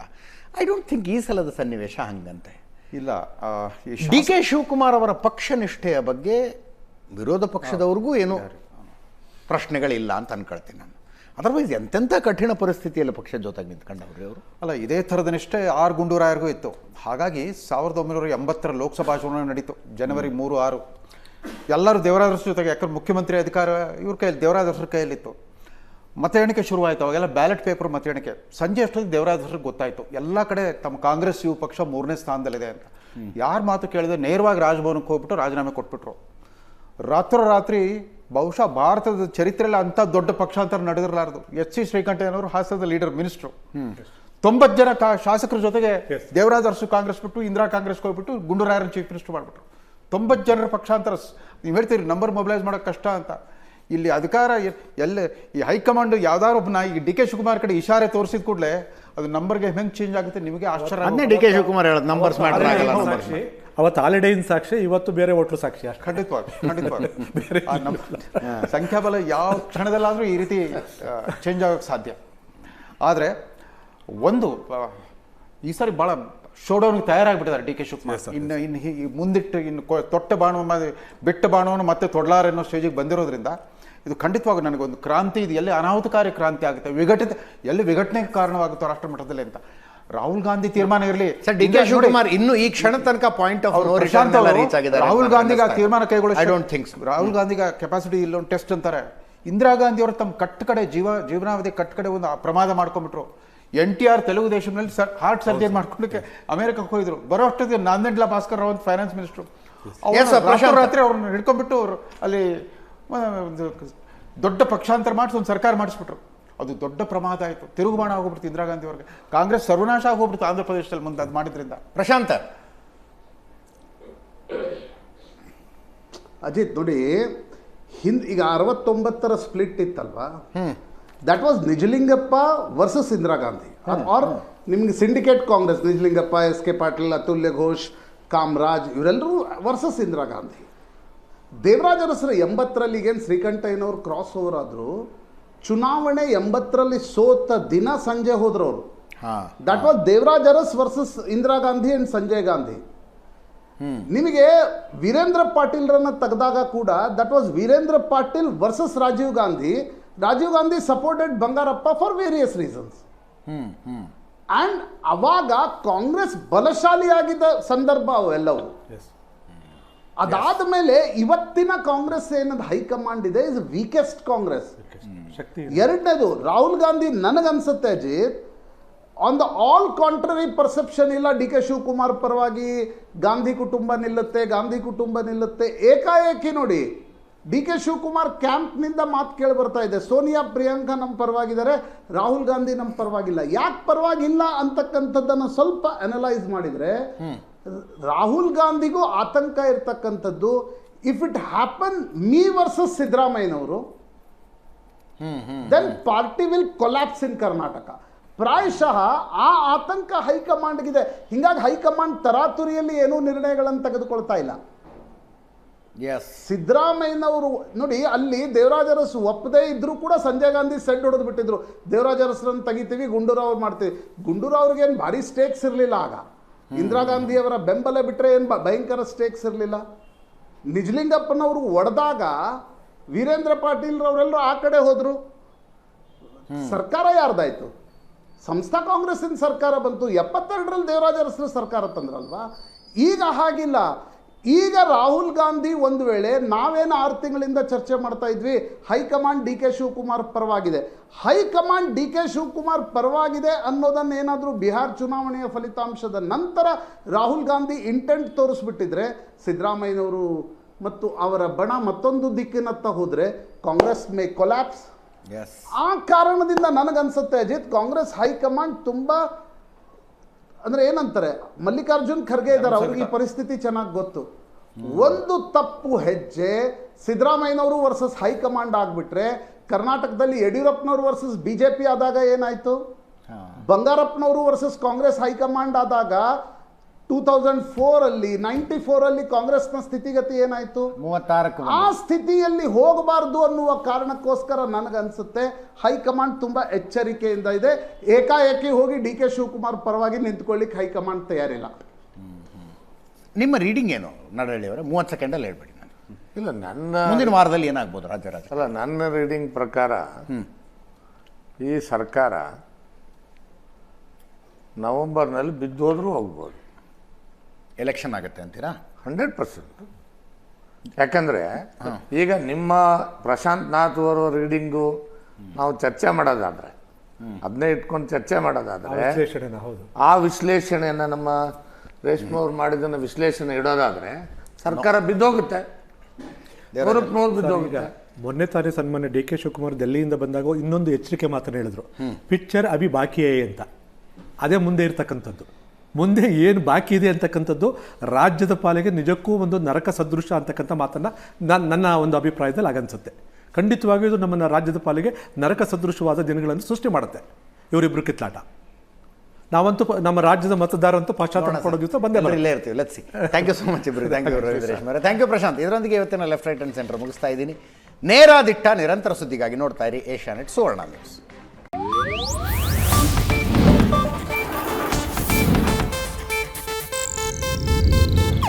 ಇದು ಏಷ್ಯಾನೆಟ್ ನ್ಯೂಸ್ ನೆಟ್ವರ್ಕ್ ಪ್ರಸ್ತುತಿ.